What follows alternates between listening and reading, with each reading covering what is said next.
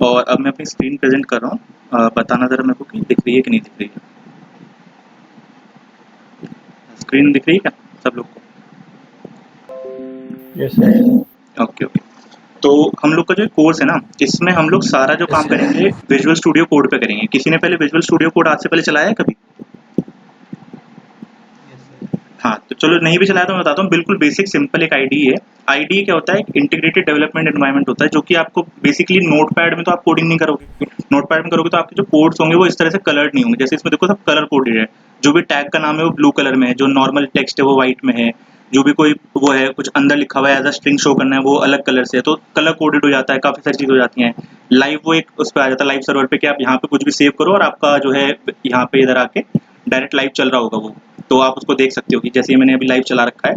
तो ये देखो ये लोकल होस्ट पोस्टेड है। 127 जो होता है आपका लोकल होस्ट का आईपी एड्रेस होता है। ठीक है?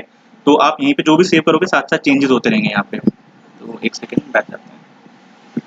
ओके हाँ, तो इसमें हम सारा काम करेंगे। अभी सब लोग ने इंस्टॉल कर लिया इसको, विजुअल स्टूडियो को? Yes sir. हाँ, तो जब आपने इसको करा होगा तो आपके पास एक प्रॉपर न्यू विंडो खुल के आई होगी। उसमें आपको क्या करना है, एक डेस्कटॉप पे आ जाइए अपने और एक नया फ़ोल्डर बना लीजिए वेब डेवलपमेंट के नाम से, तदात्सु वेब डेवलपमेंट या जो भी आप नाम देना चाहें उसका। और फिर फाइल पे जाइएगा और न्यू ओपन फ़ोल्डर करिएगा यहाँ पे। ठीक है? आप उस फ़ोल्डर के अंदर आ जाएँगे अपने। और वहाँ पे आके जैसे ये मेरी क्लास 1 का फ़ोल्डर मैंने बनाया हुआ है, इसको सेलेक्ट कर लेंगे ना, तो आपका इधर पूरा लेफ्ट साइड में आपका वो पेन आ जाएगा जो आपको शो करना है कि हाँ, यहाँ मैं काम कर रहा हूँ। जैसे अभी मैंने क्लास 1 वाला खोला तो उसमें देखो सिर्फ़ क्लास 1 में जो डॉक्यूमेंट्स मैंने ऑलरेडी बना रखे हैं वो लिखे हुए आ रहे हैं। ठीक है? तो आपका कुछ इस तरह से खाली आ रहा होगा यहाँ पे। ठीक है? तो उसको एक फ़ोल्डर बना लीजिए और उसके बाद वहाँ पे हम लोग शुरू करते हैं। पहले मैं आपको एक बार दिखा देता हूँ नोट्स जिससे हम अभी पढ़ने वाले हैं और उसके बाद फिर हम कंटिन्यू करते हैं आगे। तो ये हमारे नोट्स हैं।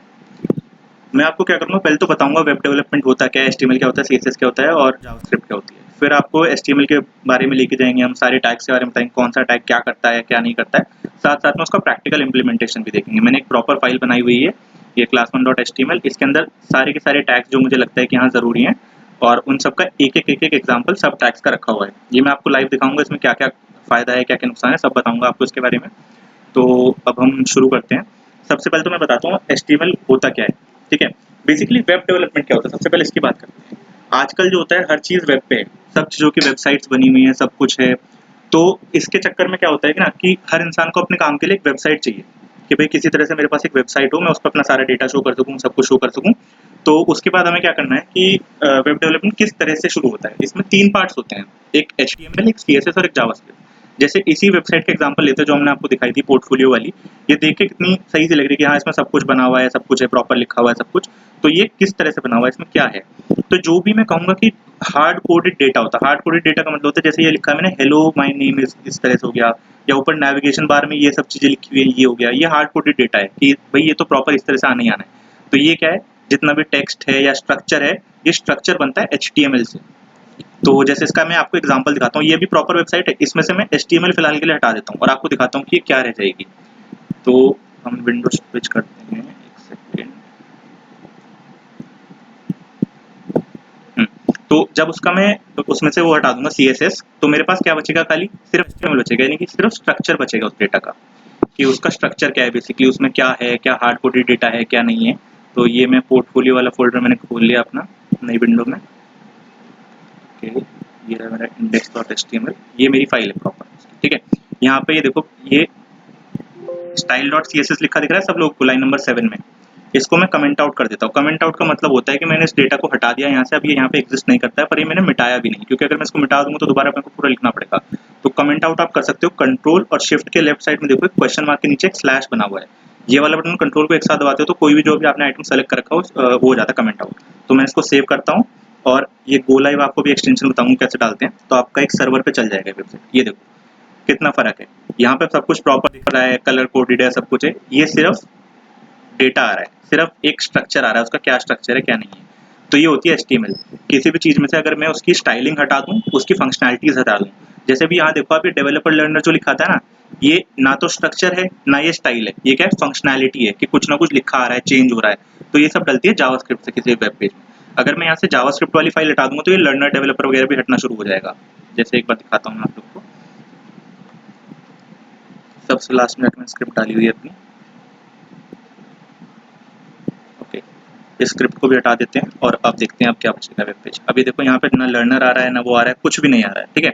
तो ये क्या हो गया, बेसिकली मैंने अब इसमें से फंक्शनैलिटी भी हटा दी। तो अब ये है सिर्फ प्योर HTML कि क्या वेब पेज है क्या नहीं है, उसमें स्ट्रक्चर क्या है, डेटा क्या है, सब कुछ क्या है, ये प्योर HTML है, ठीक है। यहाँ पे मैं लिंक्स पे जा सकता हूँ, HTML पे लिंक्स होते हैं, लिंक भी खोल सकते हैं, लिंक्डइन खोल सकते हो, आप सब कुछ खोल सकते हो, पर आपको कुछ भी स्टाइलिंग नहीं दिखेगी कि भैया अच्छे से डिजाइन है। जैसे ये वाला, ये प्रॉपर स्टाइलिंग के साथ है कि इसमें कलर हैं, इसमें ये है, देखो पैरेलल स्क्रोलिंग है कि पीछे का जो वो है आपका डेटा वो नहीं हिल रहा है, सब आपको ऊपर स्क्रोल हो जा रहा है, लिखा आ रहा है इधर, ये नई नई चीजें खोल सकती हैं, ये सब प्रॉपर सब कुछ बना हुआ है। तो ये होता है आपका वेब डेवलपमेंट पूरी वेबसाइट। इसके 3 हिस्से होते हैं। HTML हो गया आपका बेसिक स्ट्रक्चर, CSS हो गया आपकी स्टाइलिंग और जावास्क्रिप्ट हो गया आपकी फंक्शनैलिटीज। अब जावास्क्रिप्ट में खाली ये नहीं है कि आप खाली ये डाल सकोगे जो डेवलपर वगैरह लिखा रहा है, खाली ये नहीं है जावास्क्रिप्ट में। जावास्क्रिप्ट में सब कुछ आता है। जैसे आपको कोई भी आप फॉर्म भरते हो उसमें वैलिडेशन होती है ना कि भाई आप फोन नंबर की फील्ड में अपना नाम नहीं लिख सकते हो, वो बता देगा नहीं प्लीज एंटर ओनली नंबर्स, ठीक है। और बीच में ना कोई एक आधा हूँ हाँ करते रहो ताकि मुझे पता रहे कि यहाँ चल रही है क्लास, दिक्कत नहीं होगी। तो जावास्क्रिप्ट में बेसिकली क्या होता है, सब चीज़ों की वैलिडेशन भी आप लगा सकते हो कि भाई फोन नंबर फील्ड में सिर्फ फोन नंबर डले, नाम फील्ड में सिर्फ टेक्स्ट आए, तो ये सब आप जावास्क्रिप्ट से कर सकते हो। जितने भी अच्छे से काम फंक्शनैलिटीज होती है किसी वेब पेज की, वो सब जावास्क्रिप्ट से आती है, ठीक है। तो हम एक एक करके सब कुछ सीखेंगे। सबसे पहले स्टार्ट करते हैं HTML से। तो मैं फिलहाल ये वाले अपने सारे वापस ला देता हूँ, इसको सेव कर देता हूँ, और जैसे ही मैं इनको वापस लाया ये देखो यहाँ पे भी प्रॉपर चलने लगा होगा।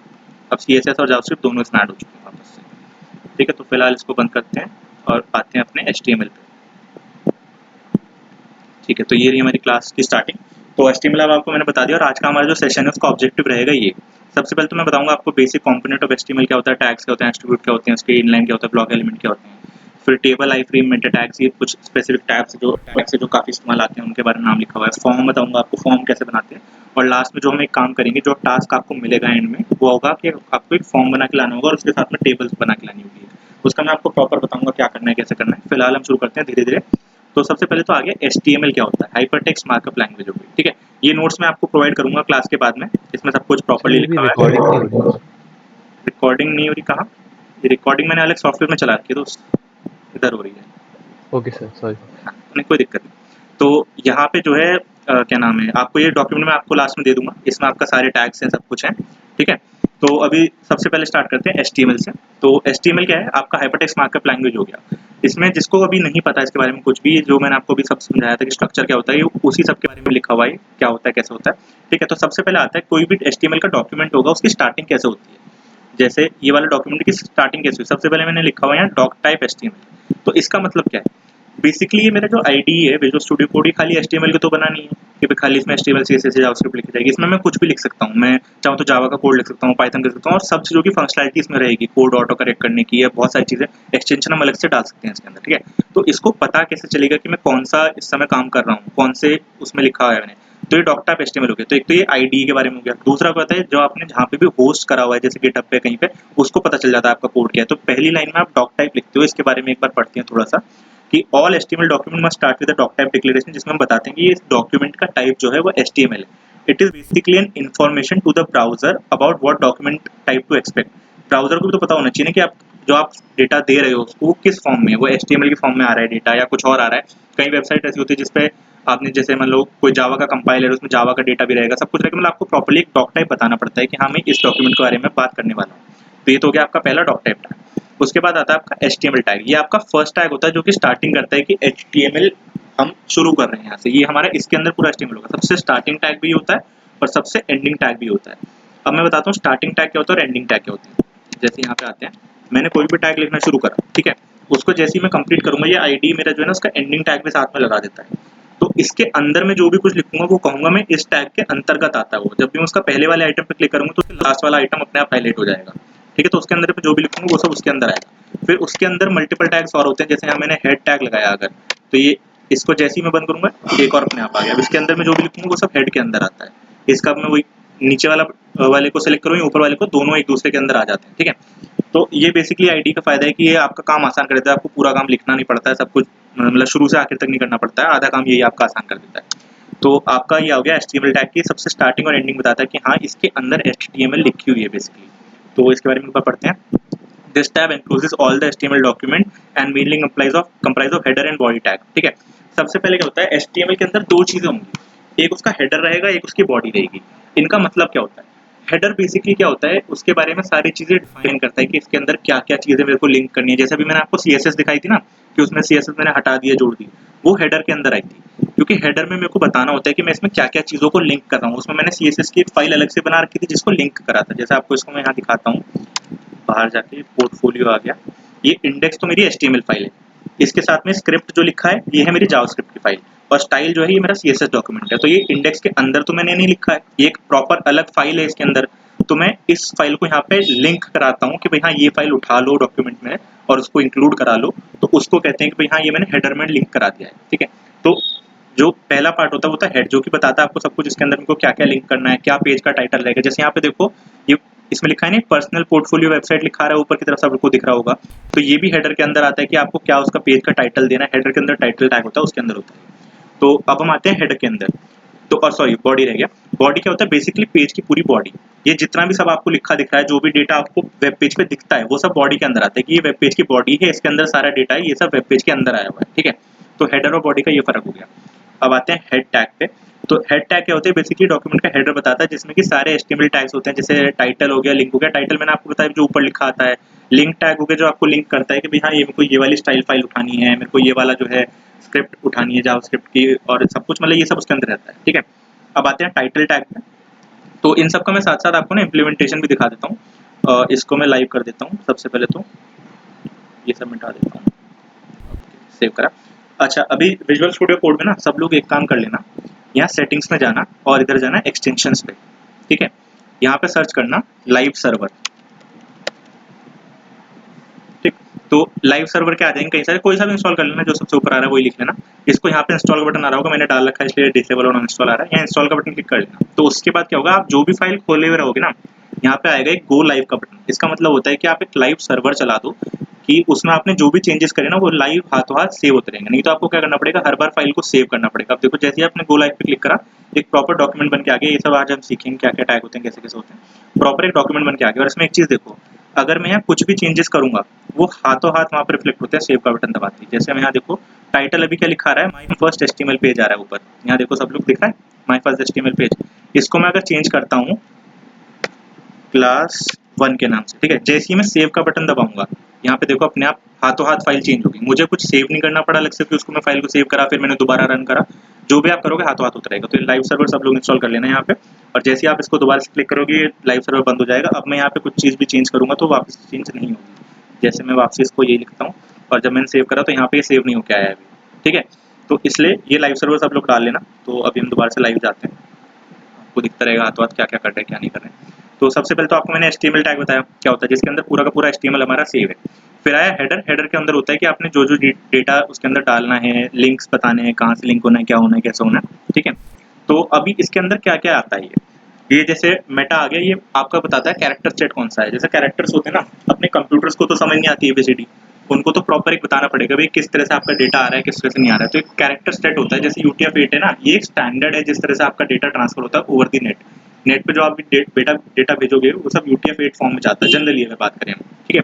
तो हमें ये सब बताना होता है। अब आप लोग ये कहोगे कि हमको ये सब कैसे याद रहेगा, बेसिक स्ट्रक्चर HTML का है क्या, वो क्या होता है मैं आपको बताता हूँ। आप इसको हटाओ पूरे को। अपने विजुअल स्टूडियो की अगर मैं बात करूँ, आप जैसे HTML लिखते हो ना, यहाँ HTML5 लिखा आ रहा है ये। तो HTML5 HTML का लेटेस्ट वर्जन है। जैसे ही आप इस पर एंटर मारोगे ना, वो आपको एक बेसिक स्ट्रक्चर बना के दे देगा इसका। तो आपको क्या होता है, सिर्फ बॉडी में लिखना शुरू करना पड़ता है। आपको जो भी काम लिखना है अपना कंटेंट यहाँ पे लिखना शुरू कर दो, ठीक है। और बेसिक स्ट्रक्चर बना के दे देता है। टाइटल टैग भी उसने डाल दिया, हेड टैग भी डाल दिया, HTML भी डाल दिया, डॉक टाइप भी डाल दिया। तो काम बहुत आसान हो जाता है। जैसे मैंने अभी बताया कि ID का इस्तेमाल करने से हमारा काम जो है आधा हो जाता है बिल्कुल। तो ये कर लेना सब लोग। जैसे ही आप ये डालोगे तो आपका पूरा बॉडी लिखे आ जाएगी, आपको बॉडी के अंदर क्या डालना है क्या नहीं डालना है, क्या डॉक्यूमेंट की हेडिंग रखनी है। तो मैं वापसी ले आता हूँ जो डेटा मेरा था यहाँ पे, ठीक है। एक सेकेंड, कोई आया है।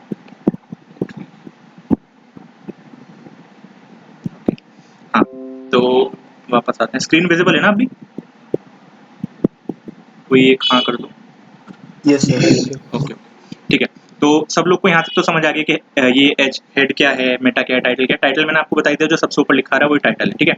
इसी के अंदर यहाँ पे लिंक करके जब हम CSS पढ़ेंगे ना, तो यहाँ पे एक लिंक टैग लगाएंगे और उसके अंदर हम उसके CSS लिखने शुरू करेंगे। लिंक के अंदर हम सोर्स देंगे, कहाँ से उठानी है फाइल, कैसे उठानी है, आपको प्रॉपर पाथ देना पड़ता है। अभी इसमें हम CSS नहीं कर रहे हैं इस वाली क्लास में, इसलिए भी मैंने लिंक टैग यहाँ पे डाला नहीं है, पर उसके बारे में लिखा हुआ है क्या होता है, ठीक है। तो ये आ गया आपका हेडर के अंदर सारे डिटेल्स कि हेडर में होता क्या है क्या नहीं होता, ठीक है। इसके बाद आते हैं हम बॉडी पे। बॉडी क्या होती है? बॉडी में क्या है, जितना भी डेटा मैंने अंदर शो करा वो सारा बॉडी में है। आप ये देखो कि सबसे पहली हेडिंग क्या लिखी है, यहाँ हेडर लिखा हुआ है सबसे पहला पार्ट, सॉरी हेडिंग नहीं पार्ट, ओके। तो यहाँ पे आती है देखो हेडर, यहीं से शुरू हुआ है, और सबसे आखिरी एलिमेंट देखो क्या लिखा हुआ है, क्रिएटेड बाय सानिध्य लिखा हुआ है, सॉरी क्रिएटेड बाय सानिध्य लिखा है लास्ट में, और ये देखो बॉडी के आखिरी तक भी ना वही रहेगा। वापस जाते हैं, बॉडी का लास्ट आइटम भी यही है, ठीक है। तो बॉडी के अंदर वो आता है जो भी वेब पेज पे आपका शो हो रहा है शुरू से लेकर आखिर तक, वो पूरा आपका बॉडी में आता है, ओके। तो आगे चलते हैं, हेड टैग बता दिया, हेड के अंदर मैंने बता दिया टाइटल होता है, लिंक होता है, ठीक है। टाइटल टैग क्या होता है आपका, बेसिकली हेड के जो डॉक्यूमेंट का हेडर है उसमें आपका टाइटल मेंशन करता है कि क्या टाइटल लिखा आना चाहिए जब कोई खोलता है, क्योंकि जैसे आप मल्टीपल टैब यहाँ पे खोल लोगे तो आपको क्या है ना, हर टैब के बारे में दिखता नहीं, आपको सिर्फ उसका टाइटल दिखता है कि यहाँ क्या लिखा आ रहा है, तो आपको कैसे पता चलेगा कौन से टैब पे जाना है। तो इसलिए टाइटल बहुत ज़्यादा डिस्क्रिप्टिव होना चाहिए कि क्या बनाया है आपने, क्या नहीं बनाया, ताकि दिखे प्रॉपर्ली कि क्या चीज़ है, ताकि आप उसमें जब स्विच करो तो आपको पता रहे कौन सी वेबसाइट कहाँ पे है, ठीक है। फिर आता है आपका बॉडी टैग, तो ये क्या करता है, टैग रिप्रेजेंट करता है डॉक्यूमेंट की पूरी बॉडी, जो HTML टैग रहते हैं जिसके अंदर मल्टीपल HTML टैग रहते हैं इसके अंदर, तो ठीक है, जिसके बारे में हम आगे सारा पढ़ेंगे, वो सब मल्टीपल उसके अंदर रहते हैं, ठीक है। अब आते हैं हम, the header tag defines the header of the page. अच्छा, अब हेडर क्या होता है और फुटर क्या होता है उसके बारे में जरा सी बात करते हैं। तो हेडर बेसिकली क्या होता है, ठीक है, हेडर बेसिकली क्या होता है, आपके डॉक्यूमेंट के बारे में बताता है कि भाई जो चीज़ें सबसे ऊपर नीचे, जैसे मैं इसी PDF की बात करूँ जिससे हम अभी पढ़ रहे थे, तो ये रहा, इस पेज में देखो हर जगह पे ना 2 वेट्स लिखा हुआ है, सबसे ऊपर हर पेज पे लिखा हुआ है ये, तो इस पेज का हेडर हो गया है, ठीक है। ये लास्ट में तथात्सु बाय 2 वेट्स और एनेबलिंग लर्निंग, ये हर जगह लिखा हुआ है, ये इस पेज का फुटर हो गया, ठीक है। तो किसी पेज की स्टार्टिंग और एंडिंग की बात करते हैं तो वो हेडर फुटर होते हैं, ठीक है। तो वापस आते हैं जहाँ पे हम थे, ये रहा header. Header tag defines the header of a page और अ सेक्शन, आपको प्रॉपर बताते हैं कि भाई फर्स्ट पार्ट रहेगा वेब पेज का जो खुलेगा, जिसके अंदर क्या क्या होना चाहिए। अब किसी भी वेबसाइट की अगर मैं बात करूँ तो उसमें हेडर में जनरली होता क्या है, जैसे इसमें आते हैं हम, अपना पोर्टफोलियो कहाँ था, यहाँ देखो इसके हेडर में क्या लिखा हुआ है, पोर्टफोलियो लिखा हुआ है, और ये नेविगेशन है मेरा। नेविगेशन क्या होता है ना, बेसिकली आप कहीं भी क्लिक करो तो उस हिस्से में पहुंच जाओ, जैसे मैं इंटरेस्ट पे क्लिक कर रहा हूँ तो मैं इंटरेस्ट पे पहुंच गया, अबाउट पे क्लिक कर रहा हूँ मैं अबाउट पे पहुंच जाऊंगा, प्रोजेक्ट पे जाके प्रोजेक्ट पहुंच जाऊंगा, ये आपका नेविगेशन होती है। इसमें आप डाल तो कहीं का भी लिंक सकते हो, पर जनरली हम क्या करते हैं, पेज के एक स्पेसिफिक स्ट्रक्चर की बात करते हैं कि भाई पेज का कौन से पार्ट का डालना लिंक, तो ये सब हेडर के अंदर आ जाता है, इसलिए कि ये हेडर ऑफ द पेज है। कहीं भी जाओगे आप सबसे ऊपर वो लिखा ही रहेगा, ठीक है। और इस पेज के आखिरी में ये क्या है, फुटर है ये, कि भाई ये चारों लिंक्स और ये क्रिएटेड बाय, ये सब सबसे नीचे रहेगा ही रहेगा, ठीक है। तो ये आपका फुटर हो गया। जब हम मल्टी पेज वेबसाइट की बात करते हैं ना, तो उसमें क्या होगा, अंदर का कंटेंट चेंज हो जाएगा। मान लो मैंने कोई एक नया पेज बनाया, इसमें इंटरेस्ट के नाम का प्रॉपर पेज ही अलग है, तो जब वो पेज खुलेगा ना इंटरेस्ट का अगर, तो उसमें भी हेडर ये रहेगा और फुटर वो रहेगा, बाकी बीच का कंटेंट सारा चेंज हो गया, उसका हो जाएगा इंटरेस्ट वाला। तो ये हो गया आपका हेडर की बात, ठीक है। अब आता है नैव टैग। नैव मैंने आपको जैसे बताया ना, नेविगेशन जिसके बारे में बात कर रहे थे हम, ये वाली नेविगेशन के लिंक्स जो हैं, ये सब आते हैं नैव टैग के अंदर। जैसे हम बताते हैं कि भाई हाँ ये हमारा नेविगेशन बार है, इसके अंदर नेविगेशन के लिंक्स रहेंगे, ठीक है। तो the naive tag defines the set of navigation link. All link जो होते हैं डॉक्यूमेंट में वो नैव में नहीं डालने चाहिए। मैंने जैसे आपको बताया, हम बेसिकली उसका सिर्फ स्ट्रक्चर का डालते हैं। मैं चाहता तो यहाँ हर चीज़ का लिंक डाल सकता था, किसी भी चीज़ का लिंक्डइन का डाल देता, कुछ भी डाल देता, मैं क्लिक करने पे पहुँच तो जाता ही मैं वहाँ पे, बस कोई मतलब नहीं बनता है बेसिकली। मैं क्या करता हूँ, यहाँ पे पेज के वो वाले हिस्से डालता हूँ जहाँ पे मुझे स्क्रॉल करके पहुँचने में टाइम लगेगा। जैसे अबाउट से लेके मेरे को कॉन्टैक्ट जाना, मुझे बहुत ज़्यादा स्क्रॉल करना पड़ेगा। यहाँ पे क्या है, मैं डायरेक्टली एक बार एक क्लिक में पहुँच जाऊँगा। तो आप बहुत सोच समझ के डालो आपको कौन सा नेविगेशन डालना है, कौन सा नहीं डालना है, ठीक है। अब आते हैं पैराग्राफ टैग क्या होता है। बेसिकली जब भी आप किसी वेब पेज पर कोई डेटा लिखते हो, जैसे मैं यहाँ इसकी बात करूँ, ये डेटा लिखा हुआ है तो एक प्रॉपर पैराग्राफ फॉर्म में है, इसके बाद में एक और पैराग्राफ लिखना चाहूँगा तो नीचे से शुरू होना चाहिए, तो उसको कैसे पता चलेगा, मैं पी टैग के अंदर जो भी डेटा लिखूंगा उसे एज अ पैराग्राफ उसको डाल देगा, ठीक है। तो ये होता है आपका पी टैग। इसका हम लाइव वो देखते हैं क्या क्या चीज़ें थी, यहाँ पे हम कहाँ तक कवर कर चुके हैं। हेडर मैंने आपको बता दिया, हेडर क्या होता है, उसके अंदर एक नेविगेशन है जिसके अंदर एक सिंगल लिंक है होम का। तो मैं इस पेज की बात करूँ यहाँ पे स्टार्टिंग में, तो सबसे पहले हेडर में जो मैंने डाला था, हेडर में मैंने सिर्फ हेडर लिख दिया था। जैसे यहाँ पे देखो, हेडर में मैंने सिर्फ एक पैराग्राफ बनाया, उसके अंदर सिर्फ हेडर लिख दिया, तो वो वहाँ पे शो हो रहा है परमानेंटली, ठीक है। एक होम का लिंक है, मैं ऑब्वियसली होम पे ही हूँ तो होम से कहीं पहुँचेगा नहीं कि मैं ऑलरेडी होम पे खड़ा हुआ हूँ, तो ये एक मैंने नैव बार का सिंपल लिंक बना के दे दिया। अभी आपको बहुत गंदा सा एकदम स्ट्रक्चर से दिख रहा हूँ, क्योंकि HTML सिर्फ स्ट्रक्चर होता है, उसमें कोई स्टाइलिंग नहीं है, कोई अच्छा ही नहीं। जैसे मैं अगर बात करूँ किसी बॉडी की, ह्यूमन बॉडी की, एक एग्जाम्पल मैंने पढ़ा था कहीं पे, काफ़ी अच्छा लगा। अगर आप ह्यूमन बॉडी की बात करो ना, तो जो उसकी हड्डियाँ हैं वो उसका HTML है, कि उसका बेसिक स्ट्रक्चर, ह्यूमन का साइज क्या होगा, ह्यूमन में क्या होगा, हाथ कहाँ होंगे, 2 हाथ होंगे, 2 पैर होंगे, ये सब स्ट्रक्चर, उसका स्केलेटन जो है वो उसका ह्यूमन का स्ट्रक्चर हो गया, जो कि HTML है।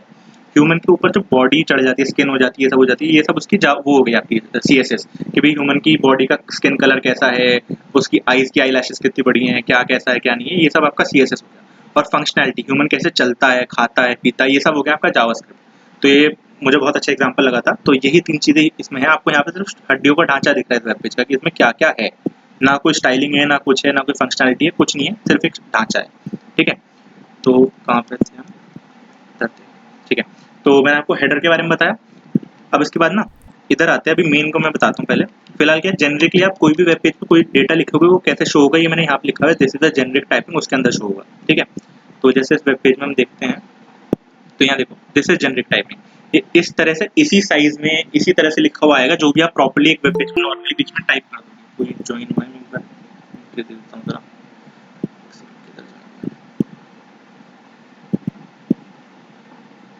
तो कंटिन्यू करते हैं। तो हाँ, तो जनरली आप जो भी कुछ लिखोगे वेब पेज में वो इसी फॉर्म में आएगा, इस साइज में आएगा, सब कुछ आएगा। अब इसके अंदर ना पेज के अंदर हेडिंग होती है मल्टीपल। तो जैसे ये आपको दिख रहा है काफी बड़ा साइज है, तो एक हेडिंग है जिसका साइज H1 है। अब हेडिंग का जो टैग होता है उसका टैग होता है H और उसके आगे एक नंबर। जैसे यहाँ पे देखो अब H1 लिखा हुआ है एक, और H1 के अंदर जो भी लिखा है वो सब उस एक पर्टिकुलर साइज में आ रहा है। जैसे this the heading of size 1 एक पर्टिकुलर साइज में है, H2 वाला एक पर्टिकुलर और साइज में, H3 H4 H5 H6, ये बड़ी से छोटा होता चला जाता है। ठीक है, तो ये इसका साइज है, और ये H1 से लेकर H6 तक जाता है। H6 से छोटी कोई हेडिंग नहीं होती है और H1 से बड़ी कोई हेडिंग नहीं होती है। आप खुद ही देखो यार, साइज इतना सा है, इससे छोटी क्या ही हेडिंग बनाओगे। ठीक है, ऑलरेडी इतना छोटा है, और ये ऑलरेडी इतना बड़ा है कि इससे बड़ी हेडिंग आप क्या ही बनाओगे। आप चाहो तो अलग से उसका एक्सप्लिसिटली फॉन्ट साइज बढ़ा दो, वो अलग बात है, बट हेडिंग की अगर हम बात करें तो हेडर टैग में यही होता है। अब CSS में क्या करते हैं ना, किसी भी हेडर की स्टाइलिंग भी चेंज कर सकते हैं, कि मैं चाहूँ कि भाई H1 अगर मेरा जो हर जगह है H1 का कुछ और स्टाइलिंग हो जाए, कि H1 का जो साइज है वो बढ़ जाए, तो मैं CSS से वो सब अलग से ऑब्वियसली कर सकता हूँ, बट बाय डिफॉल्ट अगर मैं HTML की बात करूँ तो H1 का साइज इतना होता है। ठीक है, तो अब आते हैं हम अपना अगले टैग पे। ये रहा। ठीक है, बॉडी हो गया, हेडर हो गया, नेविगेशन हो गया, पैराग्राफ हो गया। पैराग्राफ मैंने आपको बताया, इसके अंदर जो भी आइटम डालोगे आपको एक प्रॉपर पैराग्राफ की फॉर्म में आने लगेगा। ठीक है, इसके बाद ए टैग है और मेन है, सॉरी ए ऊपर आ गया, अभी उसमें दोबारा आएंगे, मतलब उसी तरह से चलेंगे जिस स्ट्रक्चर में मैंने ये बनाया हुआ है। ठीक है, सबसे पहले मैंने आपको मेन के बारे में बताना है। अच्छा सॉरी, ए है ऊपर, ओके मैं मिस कर गया। ये ए टैग है आपका। ठीक है, ए टैग के बारे में बताते हैं आपको थोड़ा सा। ए टैग क्या होता है, बेसिकली आपका एक हाइपरलिंक होता है, इसका फुल फॉर्म होती है एंकर, पर पूरा एंकर लिखने में बहुत टाइम लगता है, इसलिए इसको सिर्फ ए शॉर्ट कर दिया, क्योंकि लिंक आपको मल्टीपल टाइम्स डालने पड़ते हैं, किसी भी वेबसाइट में लिंक्स ही होते हैं usually। तो इसलिए ए टैग बिल्कुल छोटा करा हुआ है इन लोगों ने, ताकि बहुत आसानी हो लिखने में। इसके अंदर क्या होता है, मैं जैसे ये मेरी वेब पेज है, ठीक है, यहाँ पे अगर मैं बात करूँ, ये वाली पार्ट जो गिटहब का है कुछ है, ये एक प्रॉपर लिंक है। देखो जैसे मैं इस पर हवर करता हूँ तो मेरा सबसे बॉटम लेफ्ट में लिखा रहा है github/tanitya, तो एक बता रहा है कि एक लिंक है। जैसे ही मैं इस पर क्लिक करूंगा मैं इस वेबसाइट पे पहुंच जाऊंगा। अगर मैं यहाँ क्लिक करता हूँ तो यहाँ पे देखो इस वेबसाइट में मैं पहुंच जाऊंगा, जो ये गिटहब की वेबसाइट है। तो ये होता है लिंक, कि किसी भी जगह को आप लिंक कर दिया कि भाई हाँ यहाँ क्लिक करके मैं वहां पहुंच जाऊंगा। तो ये होते हैं आपके लिंक्स, जो कि एंकर टैग से डिफाइन होते हैं, वो ए टैग से बना हुआ था लिंक। ठीक है, इसी तरह मैं यहाँ पे बात करूँ तो ये होम का लिंक बना रखा है मैंने। जैसे मैं यहाँ क्लिक करूँ मैं होम पे पहुंच जाऊँ, ऑब्वियसली मैं होम पे ही हूँ ऑलरेडी। नीचे जाते हैं जरा देखते हैं एक बार, तो और कहीं पे भी लिंक होगा उसको दिखाता हूँ कहाँ पहुँचता है वो। ये रहा, यहाँ पे मैंने लिंक लगाया हुआ है गूगल के होम पेज का। तो जब मैं यहाँ क्लिक करता हूँ तो देखो google.com खुल के आ जा रहा है। ठीक है, इसके बारे में भी दिखाता हूँ आपको नीचे कहाँ पे है कैसे। तो ये रहा, ए टैग है। ए टैग के अंदर ना आपका वो होता है एट्रीब्यूट। अब आता है टैग, तो आपको समझ आ गया टैग का मतलब बेसिकली क्या है, कि कोई भी मुझे फंक्शनैलिटी करनी है तो हर चीज कॉमन तो है नहीं, सब कुछ चेंज होता रहता है। कि भाई कोई चीज ऐसी होगी जो टेक्स्ट को दिखाएगी, कोई ऐसी होगी जो हेडिंग को दिखाएगी, कोई ऐसी चीज होगी जो वीडियो एम्बेड करेगी पेज में, कोई ऐसी चीज होगी जो ऑडियो एम्बेड करेगी। तो क्या चीज क्या होती है उसको टैग डिफाइन करता है। ठीक है, अब टैग के अंदर भी एक और चीज होती है एट्रीब्यूट, कि एक टैग के अंदर मल्टीपल चीजें हो सकती है ना जो हमें चाहिए हो। जैसे मैं यहाँ बात करूँ, ए के अंदर देखो मैंने दो चीज लिखी हुई है। एक तो href लिखा है, href होता है बेसिकली एच रेफरेंस, कि रेफरेंस किस पेज को रेफर करना है इसको क्लिक करने के बाद। तो यहाँ मैंने वो दे दिया अपना कोड्स के अंदर कि भाई ये वाला पेज खुलना चाहिए जब मैं ये लिंक को क्लिक करूंगा। और जो आप टैग के बीच में लिखते हो ना, वो चीज होती है जो उसके अंदर लिखी आती है। जैसे here is a link to Google page, ये टेक्स्ट लिखा है और इस टेक्स्ट को मैंने इंक्लोज करा हुआ है ए के अंदर। तो ये जो टेक्स्ट है ना, ये पूरा टेक्स्ट एक लिंक है। मैं कहीं पे भी क्लिक करूँ, मैं चाहे एच पे क्लिक करूँ मैं तब भी गूगल पे पहुंच जाऊंगा। मैं अगर उसके बिल्कुल आखिरी वाले ई पे क्लिक करूँ तब भी पहुंच जाऊंगा। ये पूरा का पूरा मैंने इंक्लोज करा हुआ है उसके अंदर। ठीक है, इसी को मैं थोड़ा सा चेंज करके दिखाता हूँ आपको। अगर मैं क्लोजिंग टैग इसका हेयर तक लिखा दूं खाली, तो अब देखो क्या होगा। जैसे मैं इसको सेव करता हूँ,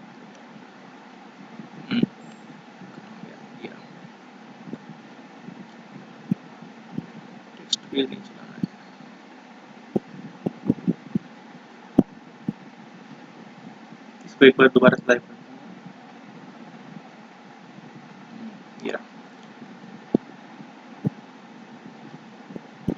अब देखो खाली हेयर पे लिंक है। अगर मैं इस पे क्लिक कर रहा हूँ यहाँ पे कहीं क्लिक नहीं हो रहा है। ठीक है, ये सिर्फ सेलेक्ट हो रहा है, और हेयर पे जब मैं क्लिक कर रहा हूँ तब मैं जा रहा हूँ। तो जो भी पार्ट आपका एनक्लोज होगा ना, वो पूरा का पूरा पार्ट वो चीज़ बन जाएगी जो आप बनाना चाहते हो। जैसे मैं यहाँ पे लिंक बनाना चाहता था ए का, तो खाली हेयर में बन गया, ठीक है। इसको क्लोज कर देते हैं, तो वापस से इसको सही कर देते हैं। ये मैंने सही कर दिया, वापस सेव लिखता हूँ। जैसे मैं सेव करता हूँ इधर, ऑब्वियसली पूरा हो चुका होगा सेट, तो अभी पूरा लिंक बन चुका है, ठीक है। तो अब आपने ये देखा, जैसे मैं इस पर क्लिक कर रहा हूँ ना, तो मेरा गूगल यहीं खुल जा रहा है। मेरा जो पिछला पेज था वो गायब हो गया। मेरे को अगर वो पेज रिटेन करना हो, साथ में एक लिंक खोलना हो कि वो पेज रिटेन रहे और लिंक खुल जाए, तो उसमें मैं बताऊंगा इसका टारगेट कहाँ होना चाहिए। जैसे मैं यहाँ पर क्लिक कर रहा हूँ तो नई टैब में गूगल खोल रहा है, देखो यहाँ पे खुला हुआ है, वो वाला पेज मेरा ऑलरेडी रिटेन है। तो ये क्या बता रहा है कि एक प्रॉपर टारगेट बता रहा है कि भाई इस टैब में खोलो। तो ये एक टारगेट का एट्रीब्यूट होता है। एट्रीब्यूट बेसिकली ऐसा हो गया उस पर्टिकुलर टैग में क्या क्या फंक्शनैलिटीज है। जैसे पहली फंक्शनैलिटी तो होगी एचरेफ, मैंने जो आपको बताया कि इसका रेफरेंस कहाँ है, क्लिक करके कहाँ पहुंचना चाहिए। अब टारगेट में ना अंडरस्कोर ब्लैंक लिखने पे क्या होता है, एक नई ब्लैंक स्क्रीन में खुल के आ जाता है वो, ठीक है। इसी तरह अंडरस्कोर पेरेंट होता है। पेरेंट का मतलब होता है जिस टैब में वो खुला हुआ है उसका जो पेरेंट टैग हो उसके अंदर खुल जाए वो, ठीक है। मल्टीपल स्ट्रक्चर होता है, ट्री स्ट्रक्चर होता है सबका पूरा प्रॉपर कहाँ कैसे खुलना चाहिए। जनरली जो है ना अंडरस्कोर ब्लैंक की सब इस्तेमाल करते हैं, नेक्स्ट टैब के लिए यही वाला होता है और यही सबसे ज्यादा बेसिक फंक्शनैलिटी है। तो ये इसका सेकंड एट्रीब्यूट हो गया। एट्रीब्यूट क्या हो गया, टैग के अंतर्गत जो फंक्शनैलिटीज आती हैं कि एक टैग क्या क्या कर सकता है, ठीक है। अच्छा, मैं तुम लोग से सबसे पहले पूछना भूल गया, सब लोग कंफर्टेबल है ना हिंदी इंग्लिश के मिक्सचर से? कोई ऐसी दिक्कत तो नहीं कि कोई प्रॉपर इंग्लिश में पढ़ना है, प्रॉपर हिंदी में पढ़ना है? सबको समझ आता होगा ना? Yes yes. ओके ओके, ठीक है। तो ये हो गया आपका टारगेट अंडरस्कोर ब्लैंक। क्या चीज होती है कि आप न्यू टैब में खोलने का, ठीक है। जैसे आप देखो, मैं यहाँ से टारगेट अंडरस्कोर ब्लैंक अगर हटा दूं तो क्या रहेगा। जैसे इसको मैं सेव करता हूँ, वापस जाते हैं अपने पेज पे, ये रहा। तो अब मैं इस पे क्लिक करूंगा तो ये यहीं के यहीं खुल रहा है। अब ये नई विंडो में नहीं खोल रहा है क्योंकि मैंने इसका टारगेट अंडरस्कोर ब्लैंक हटा दिया यहाँ से। तो इसको वापस से ला देते हैं, ठीक है। तो अब मैं वापस ला दिया है, तो अब की बार ये नई टैब में खुल के देगा, ठीक है। और जितनी बार क्लिक करूंगा ना, भले वो टैब खुली हो ना खुली हो, हर बार नई टैब खुल के देगा ये। तो ये हो गया आपका एंकर टैग क्या होता है, ठीक है। क्लास पे आते हैं वापस, ओके। तो एंकर टैग बता दिया। इसका सबसे इंपॉर्टेंट एट्रीब्यूट होता है एचरेफ एट्रीब्यूट, कि भाई कहाँ पे आपको इस पेज को रेफर करना है, लिंक की डेस्टिनेशन क्या है। जब तक मैं वो नहीं बताऊंगा तब तक एंकर टैग का कोई मतलब ही नहीं है, ठीक है। मेरे को बताना पड़ेगा ना कि इसको क्लिक करके मैं कहाँ पहुंच रहा हूँ, क्या करना है मुझे, क्या नहीं करना है, ठीक है। तो नेक्स्ट टैग पे चलते हैं, इसके बारे में थोड़ा सा पढ़ते हैं। अच्छा, लिंक भी ना तीन तरह के होते हैं। जो लिंक आपने अभी तक नहीं खोला है बिल्कुल भी, वो क्या हो ना ब्लू कलर से लिखा था। कभी भी गूगल पे कोई चीज सर्च करना, जैसे मैं google.com बोलता हूँ सबसे पहले, और यहाँ सर्च करता हूँ मैं वेब, ठीक है। तो ये देखो सारे लिंक ब्लू कलर से आ रहे हैं ना, अभी तक मैंने कोई भी खोला नहीं है, सब ब्लू से आ रहे हैं। अगर मान लो मैं ये वाला पेज खोल लेता हूँ, ठीक है, और मैं वापस जाता हूँ, तो ये मैंने क्या करा, इस लिंक को विजिट कर दिया, तो इनके कलर में डिफरेंस देखो, ये ब्लू है और ये पर्पल है। जो भी लिंक में विजिट कर चुका हूँ ऑलरेडी वो पर्पल हो जाता है, ठीक है। तो यही मैंने यहाँ डॉक्यूमेंट में लिखा हुआ है कि एक विजिटेड लिंक जो होता है वो पर्पल हो जाता है, और एक्टिव लिंक क्या होता है, रेड होता है। एक्टिव लिंक का मतलब क्या है, जो करंटली खुला हुआ है। जैसे मैं इस वाले लिंक को ओपन कर देता हूँ दूसरे टैब में, ठीक है, तो ये करंटली एक्टिव लिंक है। तो इसके बारे में जहाँ भी लिंक होगा ये लाल रंग से आ जाएगा। ओके, वापस चलते हैं। तो ये तीन तरह के आपके लिंक्स हो गए, ठीक है। ये रहा। तो रेड कलर होता है active link, visited link purple होता है, और जो अभी तक खोला ही नहीं है वो सब ब्लू होता है, ठीक है। ये सब तो आपने देखा होगा, फोन में सब नेट चलाती हैं, सबको पता होगा। तो अब आता है आपका मेन टैग। मेन टैग क्या होता है, बेसिकली ना कंटेंट बताते हैं कि इस डॉक्यूमेंट का क्रक्स क्या है, मेरा सबसे मेन पार्ट इस डॉक्यूमेंट में मेरा है क्या, सबसे इंपॉर्टेंट चीज क्या है यहाँ पे, ये आपका क्रक्स पॉइंट होता है। अब आप ना एक बात बोलो कि चाहूँ तो मैं पूरा का पूरा डॉक्यूमेंट में जो भी टेक्स्ट लिखना है सब कुछ पैराग्राफ पैराग्राफ पैराग्राफ में लिखता चला जाऊँ, पर कोई ना कोई तो ऐसी चीज होगी ना जो मेरा स्ट्रक्चर मेन हो सबसे उसमें। कोई ज्वाइन करा है, मैं एक बार एडमिट कर देता हूँ जरा, ओके। तो कोई ना कोई चीज तो एक मेरी ऐसी होती होगी ना स्ट्रक्चर में कि भाई हाँ ये सबसे इंपॉर्टेंट पार्ट है, इसको तो मेरे को जो है दिखाना है अलग से। अब जब मैं CSS डालता हूँ, CSS यानी कि जब भी मैं स्टाइलिंग डालता हूँ किसी वेब पेज में, तो उसमें क्या होता है ना, मेरे को बताना पड़ता है कि कौन सा टैग किस तरह से स्टाइल होना चाहिए, किस टैग का क्या कलर होना चाहिए, क्या उसका साइज होना चाहिए, क्या होना चाहिए। तो मैं चाहूँ तो पूरा वेब पेज मैंने जितना भी कंटेंट लिखना सब पैराग्राफ टैग में डाल दिया, और मैं चाह रहा था भाई जो मेरा सबसे मेन सबसे पहला पैराग्राफ है उसका कलर जो है ब्लू हो जाए, उसका साइज थोड़ा बड़ा हो जाए, तो मैं उसमें अलग से स्टाइलिंग कैसे लगाऊं, मुझे इनलाइन CSS लगानी पड़ेगी। अब मान लो मुझे ऐसा चाहिए था कि भाई ये तो ब्लू में आता, तो मैं क्या करता उसको मेन टैग के अंदर डाल देता, और जब CSS लगाता तो उसमें बताता भाई जहाँ पे भी मेन टैग लिखा है उसका कलर ये कर दो, उसका और जो साइज है ये कर दो। अगर मैं मान लो प्रॉपर पैराग्राफ में होता सारा, तो मैं उसका साइज चेंज करने के लिए, कलर चेंज करने के लिए एग्जैक्टली पैराग्राफ में जाके लिखना पड़ता है कि भैया इस फॉन्ट का, इस साइज का, इस कलर का कर दो। अब क्या मैं अलग से CSS में बता सकता हूँ कि जहाँ पे भी कहीं मेन टैग हो वहाँ पे ये कर दो। तो कई सारे ना रिडंडेंट टैग्स होंगे। रिडंडेंट का मतलब होता है कि एक ही काम को करने के दो तरीके, जैसे आपको कोई भी चीज़ हो, आप उसको कहोगे कि यार ये काम तो मैं इस टैग से भी कर सकता था, ये काम तो मैं उस टैग से भी कर सकता था। तो जैसे मैं इसका एक एग्जांपल दूं, इटैलिक्स। जब भी हम इटैलिक्स में कोई चीज़ लिखते हैं ना, उसके दो तरीके होते हैं, या तो मैं आई टैग लगा के इटैलिक्स में लिख दूं, या ईएम टैग लगा के एम्फेसिस लगा दूं। अभी आपको आगे दिखाऊंगा दोनों क्या चीज़ें होती हैं। जैसे इस वेब पेज में आप देख लो, ये इटैलिक है और ये एम्फेसिस है, दोनों में कोई ज़्यादा फर्क किसी को दिख नहीं रहा होगा, ठीक है, दोनों थोड़ा सा टेढ़े हुए हैं, तो दोनों इटैलिक्स ही हैं एक तरह से। तो एम्फेसिस और इटैलिक्स में क्या फर्क है? कहीं चीज़ ऐसी होती है, जैसे मुझे ये है कि इसको खाली इटैलिक करना है, तो मैंने कर दिया अलग से। कुछ चीज़ ऐसी होंगी इसको मुझको इटैलिक भी करना है, उसको थोड़ा सा ऐसा अलग से दिखाना है कि यार ये लाल रंग से आ जाए। तो मैं जब CSS इस पेज में लगाऊंगा, तो मैं अलग से कह सकता हूँ जिस जिस टैग में मुझे एम्फेसिस करना है कि भाई EM टैग के अंदर कलर को रेड कर दो, तो जहां जहां मेरा EM टैग होगा वहां वहां रेड कलर से आ जाएगा। तो मैं दोनों के बीच में डिफरेंशिएट कर पा रहा हूँ ना, मेरे को कहाँ क्या करना है, कहाँ क्या नहीं करना है। तो इसलिए हम अलग अलग टैग इस्तेमाल करते हैं, और एक ही चीज़ के 2-3 टैग हो सकते हैं। तो नो डाउट आप कह सकते हो कि यार इस काम को मैं इस तरह से भी कर सकता हूँ, दूसरे भी कर सकता हूँ, मल्टीपल तरीके होते हैं एक ही चीज़ के, ठीक है। तो वापस आते हैं, यही होता है आपका मेन टैग का, कि आपका जो सबसे मेन पार्ट है वो इस मेन टैग के अंदर लिखते हैं। अब इसको पढ़ते जरा। कंटेंट जो होता है ना मेन में, सबसे यूनिक होता है डॉक्यूमेंट में, एकदम स्पेसिफिक और यूनिक, ठीक है। It should not contain any content that is repeated across the document. अब मैं अगर आपको कोई ऐसी चीज बोल रहा हूँ कि भाई एक मैंने मेन टैग बनाया, ठीक है, उसके अंदर मैं मेन कंटेंट डाल रहा हूँ और वही मैं बार बार वेब पेज में रिपीट करता जा रहा हूँ, उसका कोई मतलब तो बनता नहीं है। मेन टैग का मतलब क्या है कि सबसे इंपॉर्टेंट पार्ट जो है वो दिखा दो अपने वेब पेज का, क्रक्स दिखा दो, ठीक है। नेक्स्ट आते हैं हम हेडिंग के ऊपर। H1 टैग क्या हो गया? हेडिंग हो गई, जो मैंने आपको ऑलरेडी दिखा दिया। इसका साइज जो है H1 लार्जेस्ट होता है और H6 स्मॉलेस्ट होता है। इसके अलावा आपको कुछ भी चाहिए आप CSS से उससे फॉन्ट साइज से बड़ा छोटा कर सकते हो, पर इसका काम सिर्फ इतना है कि यहाँ H1 से H6 आपने चला दिया तो एक जनरल स्ट्रक्चर बन के आ जाता है, यहाँ ये हेडिंग H1 की, H2 की, H3 की, H4 की, इस तरह से। ये आपका पैराग्राफ टैग आ गया। आप ये देखो, इसको प्रॉपर एक पैराग्राफ में डाला हुआ है। इसमें आपको दिख जाएगा कि भाई डेटा कैसे रिप्रेजेंट होता है इन पैराग्राफ। ऊपर तो मैंने जैसे डाला था यहाँ पे पैराग्राफ में हेडर, इसको ज़्यादा बड़ा कुछ दिख नहीं रहा अच्छे से, तो यहाँ पे अच्छे दिख रहा है कि इसको जो भी है मैंने पैराग्राफ में डाला हुआ है। अब इसको मैं 2 पैराग्राफ में डालता हूँ, आपको दिखाता हूँ इनमें फ़र्क क्या है। 2 पैराग्राफ अगर ऊपर नीचे होंगे तो उनमें क्या दिखेगा। इसको मैं यहाँ से कॉपी करता हूँ और नीचे एक और बार पेस्ट करता हूँ, सेव करा। आप देखो ये 2 पैराग्राफ अलग अलग आ गए यहाँ पे, ठीक है। तो इनमें दोनों में, अरे यार लाइन भी कॉपी कर दी मैंने गलती से, 1 मिनट, इसको मैं फिलहाल यहाँ से हटा देता हूँ लाइन को, ओके। अब सिर्फ पैराग्राफ कॉपी होगा।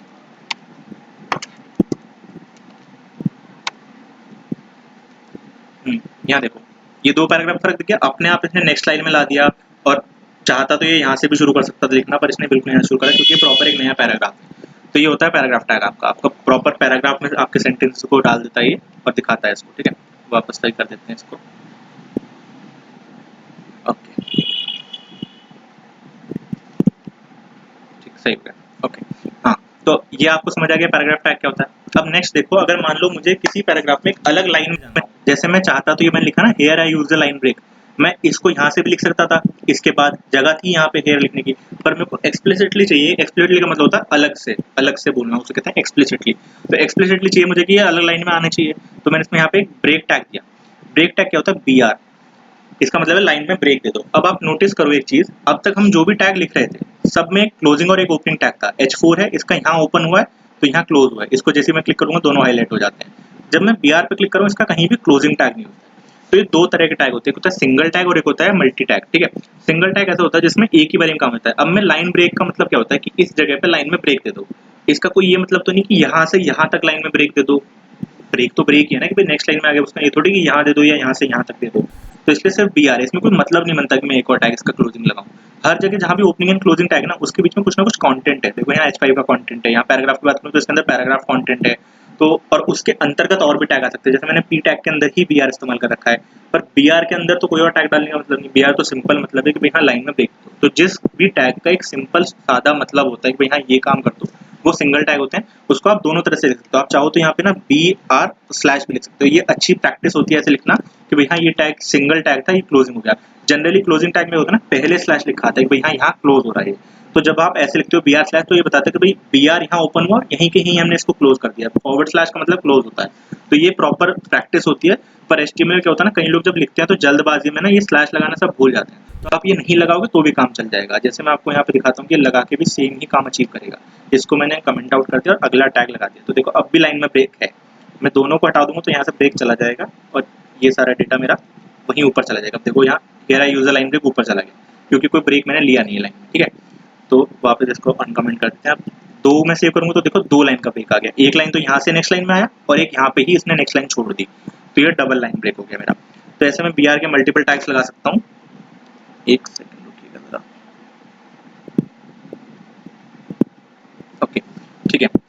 ये आपका BR टैग हो गया। अब आता है HR टैग क्या होता है।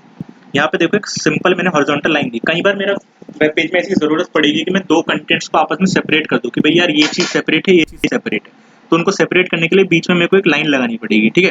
तो इसलिए मैंने यहाँ HR टैग लगाया। HR का मतलब है हॉरिजॉन्टल रूल, ठीक है? रूल क्या बोलते हैं? रूलर बोलते हैं ना, जब लाइन खींचते हैं उसको स्केल को, तो हॉरिजॉन्टल रूल इसको बोलते हैं। तो ये है HR टैग। इसका भी कोई मतलब नहीं बनता मैं इसका ओपनिंग एंड क्लोजिंग लगाऊं। लाइन तो लाइन है ना, ये तो नहीं कह सकता मैं यहाँ से यहाँ तक की लाइन दे दो। लाइन तो लाइन ही रहेगी। इसका मैं साइज बड़ा छोटा भले ही CSS से कर दूं, पर लाइन तो लाइन है, इसलिए ये भी सिंगल टैग है। इसको भी मैं प्रॉपर तरीके से अगर लिखूं तो यहाँ स्लैश लगाना चाहिए मुझे, पर HTML के डेवलपर्स ने देखा भी सब लोग लिखना भूल जाते हैं, तो उन्होंने दोनों तरह से चलना अलाउड कर दिया कि आप लगाओ चाहे ना लगाओ चल जाएगा, ठीक है? इसके बाद आते हैं हम नेक्स्ट टैग पे।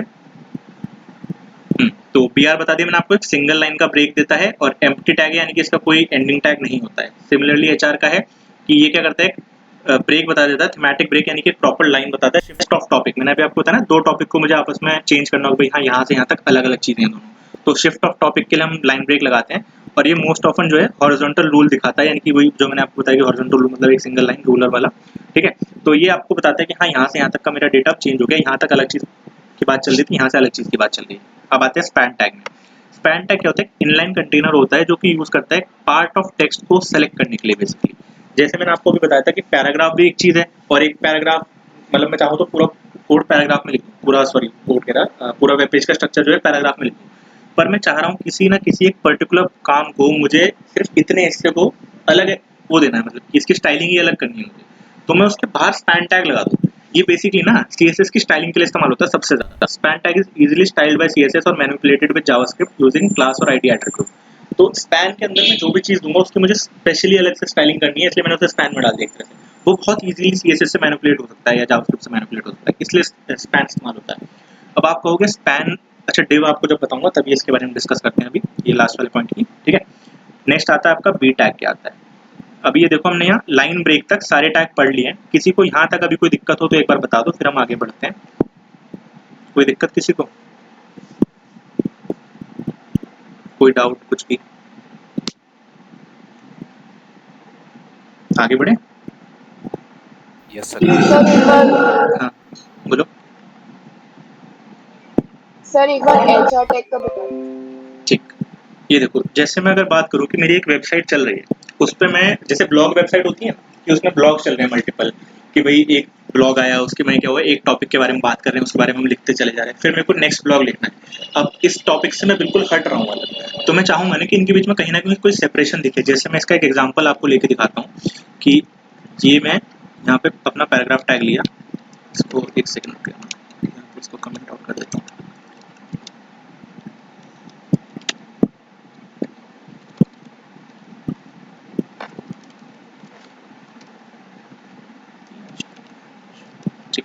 ये देखो यहाँ मैंने मल्टीपल पैराग्राफ्स लिख दिए, ठीक है? मान लो ये ब्लॉग चल रहा है और यहाँ से लेके यहाँ तक का एक पार्ट है कि भाई ये एक सिंगल ब्लॉग है कि भाई वेब डेवलपमेंट फ्रंट एंड के बारे में बता रहा है क्या होता है क्या नहीं होता है, ठीक है? और यहाँ से जो है बैक एंड इस्तेमाल हो रहा है, और थर्ड पैराग्राफ के बाद से बैक एंड चल रहा है कि बैक एंड क्या होता है क्या नहीं होता है उसके बारे में चल रहा है। तो अगर मैं यहाँ कुछ नहीं लगा रहा हूँ तो यहाँ कोई फर्क दिख रहा है आपको इन दोनों में कि भाई हाँ ये पहले 3 पैराग्राफ अलग है और बाद की 3 पैराग्राफ अलग है, इनमें कोई डिफ्रेंसिएशन नहीं हो रहा है कि क्या होते हैं क्या नहीं होते हैं। अगर मैं यहीं की यहीं एक ब्रेक लगा दूँ, जैसे ये पहला पैराग्राफ, दूसरा पैराग्राफ, तीसरा पैराग्राफ, तीसरे पैराग्राफ के बाद यहाँ पे मैं एक ब्रेक लगाना चाहता हूँ कि भाई यहाँ मैं BR टैग लगा दिया मैंने कि भाई लाइन में एक ब्रेक आ गया एक्स्ट्रा, तो अब देखो थोड़ा सा तो फर्क पड़ा है कि हाँ ये अलग है ये अलग है, बट अब भी प्रॉपर्ली डिस्टिंग्विश नहीं हुआ है कि कहाँ क्या है क्या नहीं है। तो अगर मैं BR की जगह यहाँ पे HR टैग लगा दूँ तो उसमें क्या हुआ, मैंने हॉरिजॉन्टल रूल एक लाइन बांट दी, यहाँ पे 2 हिस्से कर दिए मैंने इसके प्रॉपर्ली कि भाई ऊपर की चीज़ अलग है, अब नीचे की अलग है। अब प्रॉपर हमको दिख रहा है कि हाँ ऊपर का अलग चीज़ है, नीचे की अलग चीज़ है। तो जब भी मुझे किसी कंटेंट में डिफरेंशिएशन दिखाना हो कि भाई ये अलग है ये अलग है, तब मैं HR टैग इस्तेमाल करूंगा कि एक हॉरिजॉन्टल रूल यानी कि एक हॉरिजॉन्टल लाइन मैंने उसमें डाल दी पार्ट में, तो ये मेरा अलग अलग बट गया। समझे? Yes sir. और कोई डाउट किसी को? No sir. ओके, तो आगे बढ़ते हैं, चलो वापस से सही कर देते हैं।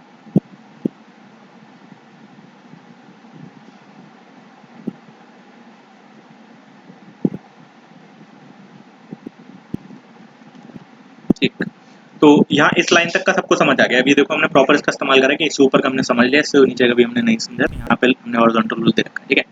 तो अब आता है यहाँ पे, देखो मैंने कह रहा है गॉट लिखना था, मैंने गेट लिख दिया। चलो कोई नहीं।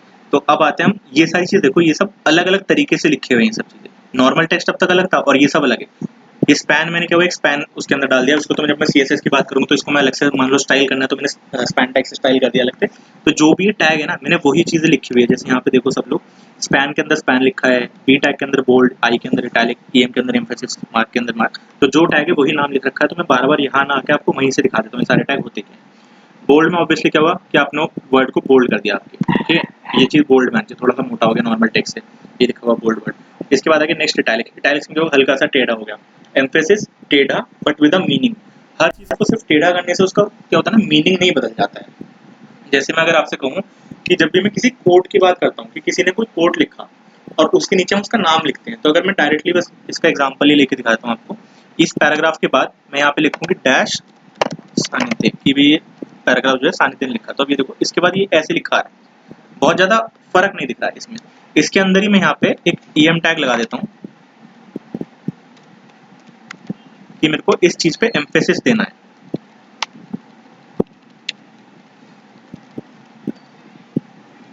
तो अब देखो हल्का सा इस तरह से दिखा रहा है, प्रॉपर दिख रहा है कि हाँ ये बात जो कही गई है ये इस इंसान ने कही है ये बात। तो हमको उसमें प्रॉपर एम्फेसिस दिख रहा है कि हाँ क्या चीज़ है क्या नहीं है वो। तो ये EM टैग हो गया। अब आप पूछो कि यही चीज़ मैं इटैलिक से भी इस्तेमाल कर सकता था, पर आप ये देखो कभी कभी क्या होता है वेब पेज पे, जैसे मान लो कोई मैथमेटिक्स का पेज विजिट करो जिसमें मैथ की कोई इक्वेशन सॉल्व हो रही है, उसमें x और y जो होते हैं उनको हल्का सा टेढ़ा करके लिखते हैं इक्वेशंस में। तो उसका मतलब ये थोड़ी है कि भाई उस पर भी एम्फेसिस देना है मुझे, वो तो बस हल्का सा डिफरेंशिएट करने के लिए हो गया भाई। हाँ, कि अगर मैं नॉर्मल x लिखता हूँ किसी टेक्स्ट फॉर्म में, वो x अलग है और जो वेरिएबल x है वो अलग है, तो उनको डिफरेंशिएट करने के लिए मैं इटैलिक्स कर देता हूँ। पर उसको मेरे को स्पेशली अलग से ध्यान देने की तो जरूरत नहीं कि मैं इस पर ध्यान दूँ। तो अगर हम एक्चुअल सिमेंटिक्स की बात करें, सिमेंटिक अच्छा किसी भी चीज़ की ना दो चीज़ होती है, एक स्ट्रक्चर और एक सिमेंटिक। स्ट्रक्चर का मतलब होता है क्या चीज़ कैसी है, उसका स्ट्रक्चर क्या है। सिमेंटिक क्या होता है, उसका मतलब क्या है। तो EM जो होता है ना, क्या करता है, स्ट्रक्चर के साथ साथ सिमेंटिक्स भी देता है उसका कि भैया इसका कुछ मतलब है। और जो इटैलिक्स है वो आपका खाली स्ट्रक्चर देता है कि भाई हाँ टेढ़ा कर दिया, इसका कोई मतलब नहीं है, बस टेढ़ा कर दिया, कुछ स्पेसिफिक इसमें एम्फेसिस नहीं देना। यही वो चीज़ है जो मैं बता रहा था आपको, भाई दोनों टैग जो है एक ही काम कर रहे हैं पर इनका मतलब अलग अलग है। अब ये इनको अलग अलग हमने क्यों लिखा, मैं चाहता तो एम्फेसिस भी मैं इटैलिक्स में लिख देता आई टैग लगा के, पर मान लो मेरे को ऐसा करना था कि जब मैं वेब पेज बना चुका हूँ, जो भी कोई कोट्स हैं या पैराग्राफ है जो किसी ने कहा है या लिखा है, उनका मैं चाह रहा हूँ कि कलर जो है कुछ ब्लैक कलर की जगह वो रेड से लिखे आ जाए। तो मैं क्या करूंगा ना, जब स्टाइलिंग लगाऊंगा तो मैं बता दूंगा जहां जहां एम्फेसिस टैग है उसका कलर रेड कर दो। अगर मैंने मान लो इटैलिक्स में करना होता तो मेरे क्या होता, जो इक्वेशन मैंने कहीं लिखी हुई है x और y वो भी रेड हो जाते, जिनका रेड होने का कोई मतलब नहीं है। उनको तो खाली मुझे सिर्फ डिफरेंशिएट करना था ना, जो नॉर्मल टेक्स्ट है उससे मेरे को, उनको स्पेसिफिकली कोई रेड कलर देने की जरूरत नहीं थी। तो वहां मेरा काम आता है इनको अलग अलग इस्तेमाल करना। तो आप चाहो तो एक से भी कर सकते हो, पर प्रॉपर प्रैक्टिस ये होती है कि आप दोनों को अलग अलग रखो। जिस चीज पे आपको एम्फेसिस देना उसे EM टैग में डालो, जिसको नहीं देना उसको EM में मत डालो। ठीक है, तो वापस इसको सही कर देते हैं।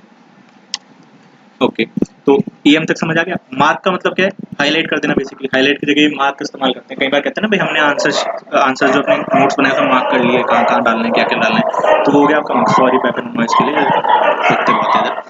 तो अरे एक सेकंड, सॉरी। ओके, तो मार्क सब लोग को समझ आ गया होगा। बेसिकली हाईलाइट कर देना किसी चीज को। मेरी आवाज आ रही है ना उनके ऊपर से भी? हाँ ठीक ठीक ठीक, चलो। तो मार्क का मतलब हो गया बेसिकली किसी भी चीज को मार्क कर देना, कि उसका कलर हमने स्पेसिफिकली चेंज कर दिया। अब क्या है ना, आप इस पूरे वेब पेज में देखो जो ये येलो कलर से लिखा रहा है इस पे अलग से ध्यान जा रहा है हमारा, तो हमने इसको मार्क करा है। अच्छा, अपना PK मूवी किसी ने अगर देखी हो तो उसमें डायलॉग सुना होगा, येलो कलर दूर से फोकस मारता है। तो उसका बाय डिफॉल्ट कलर येलो है। हम चाहें तो CSS से चेंज कर सकते हैं या उसका एट्रीब्यूट चेंज कर सकते हैं, पर बाय डिफॉल्ट इसका कलर येलो है, क्योंकि येलो अलग से एकदम से कैची कलर होता है। यहीं पे देखो राइट साइड में एक लिंक लिखा हुआ है इधर, ये इतना नहीं दिख रहा है जितना ये मार्क दिख रहा है। अगर आप एकदम से वेब पेज को देखो सबसे पहले नजर मार्क पे जाएगी, ना कि लिंक पे। तो इसलिए मार्क का बाय डिफॉल्ट कलर येलो होता है। ठीक है, स्मॉल क्या हो गया, बेसिकली जो नॉर्मल मेरा टेक्स्ट का साइज है वो ये चल रहा था अभी तक। मैंने अगर कोई इसमें साइज नहीं दिया है कि मेरे को इतना साइज रखना है उतना साइज रखना है, तो नॉर्मल साइज एक मेरा ये चल रहा है। उससे थोड़ा सा स्मॉल लिखना तो मैं स्मॉल टैग के अंदर डाल दूंगा उसको। यहाँ पे देखो ये स्मॉल टैग लिखा हुआ है, इसके अंदर जो भी चीजें स्मॉल हो गई थोड़ी सी। ठीक है, अब सुपरस्क्रिप्ट सबस्क्रिप्ट सबको पता होगा। जैसे मैं H2O लिखता हूँ तो उसमें 2 जो होता है नीचे लिखा आता है, तो उसको नीचे कैसे लिखें, सबस्क्रिप्ट टैग के अंदर। SUB के अंदर जो भी लिखोगे वो हल्का सा नीचे आएगा, SUP के अंदर जो लिखोगे वो थोड़ा सा ऊपर आएगा। जैसे हम x की पावर 3 लिखते हैं तो x के आगे हम SUP लगाएंगे, उसमें 3 लिख देंगे। एग्जाम्पल लेके देख लेते हैं इसका। जैसे मैं इधर एक BR देता हूँ। अच्छा, कहीं भी आपको चेंजेस करने हो ना वेब पेज में, तो आप एक BR दे दिया करो, उससे क्या होता है ना नेक्स्ट लाइन पे आ जाता है प्रॉपर्ली, तो आपको दिखेगा दोनों के बीच का फर्क। तो मैं इसके अंदर जो भी दूंगा वो सब अलग से इनको दिखेगा कि हाँ इसके अंदर आ रहा है। ठीक है, तो मैं यहाँ पे इक्वेशन लिखता हूँ। जैसे H लिखा, उसके अंदर मेरे को लिखना है सबस्क्रिप्ट के अंदर 2, और फिर उसके बाहर प्रॉपर्ली ओ, ठीक है। और इसके अलावा मैं नेक्स्ट लाइन में लिखता हूँ अब एक्स क्यूब लिखते हैं यहाँ पे, ठीक है, एक्स और फिर एस यू पी सुपरस्क्रिप्ट और 3। इसको सेव करता हूँ। यहाँ पे देखो H2O लिखा आ रहा है और एक्स क्यूब लिखा आ रहा है। अगर मेरे पे ये टैग ना होते तो ये प्रॉपर्ली से नॉर्मल टेक्स्ट की फॉर्म में लिखा आता, जैसे इसी में से मैं हटा देता हूँ इनको, H2O X। अब देखो ये ऐसे लिखे आ रहा है, मुझे कोई इनमें दिख तो नहीं रहा ना कि H2 में 2 नीचे है, एक्स क्यूब में एक्स क्यूब है या सिर्फ x3 है।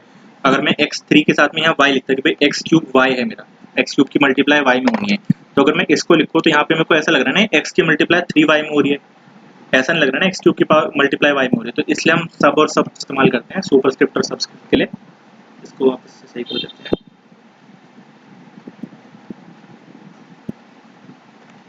ओके, तो सब और सब समझ आ गया होगा।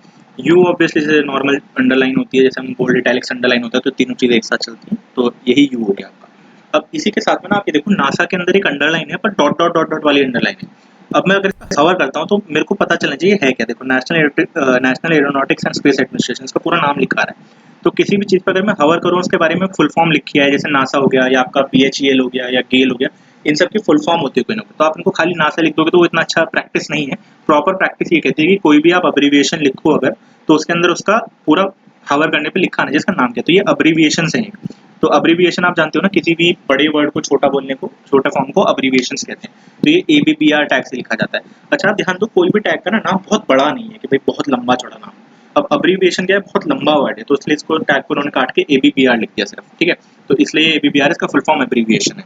हर टैग बिल्कुल छोटा होता है क्योंकि जितना हमें कोड ही इतना सारा लिखना है, सॉरी टेक्स्ट ही इतना सारा लिखना है, उसमें हम टैग भी बड़े बड़े लगा दे तो क्या फायदा। तो इसलिए अब ये टाइटल जो होता है ना, ये वो पार्ट होता है जो आपको बताता है कि भाई इसके अंदर क्या हवर करने पे लिखा आना चाहिए, इसका टाइटल क्या है, इसकी फुल फॉर्म क्या है, ठीक है। तो ये आ गया आपका, ये वाला टेक्स्ट वो होता है जो आपको इसके अंदर दिखना चाहिए, ठीक है। और ये abbreviation by default dot dot dot dot से अंडरलाइन होती है, नहीं तो मैं खाली नासा लिख दूंगा तो मेरे को पता कैसे चलेगा भाई हवर करने पे यहाँ कुछ लिखा आना चाहिए, इसका कोई स्पेशल मीनिंग है।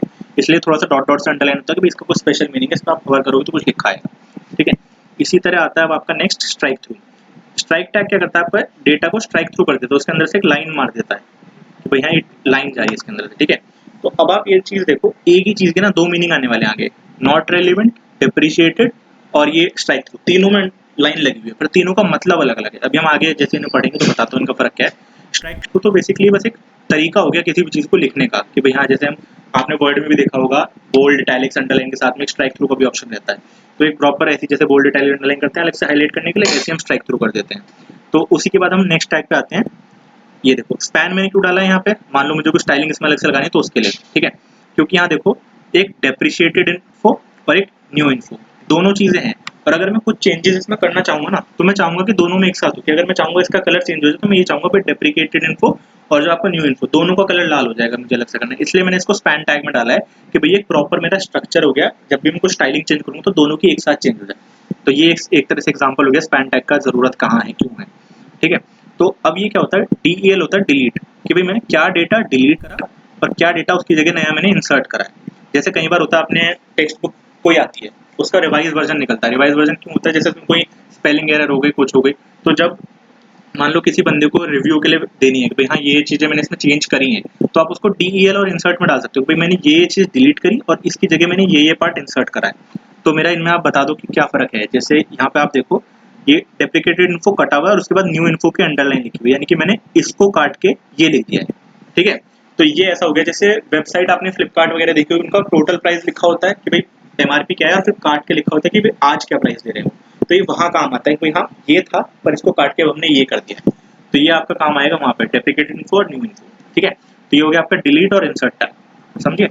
फिर नेक्स्ट आता है आपका एस बेसिकली क्या होता है ना, वो होता है जो पार्ट आपने हटा दिया अपने टैग के अंदर से। जैसे इसकी हमने ये तो पढ़ी नहीं है डॉक्यूमेंटेशन आगे, इसको भी एक बार कंप्लीट कर लेते हैं। बोल्ड हो गया आपका, बी हो गया आपका बोल्ड टैग, ठीक है।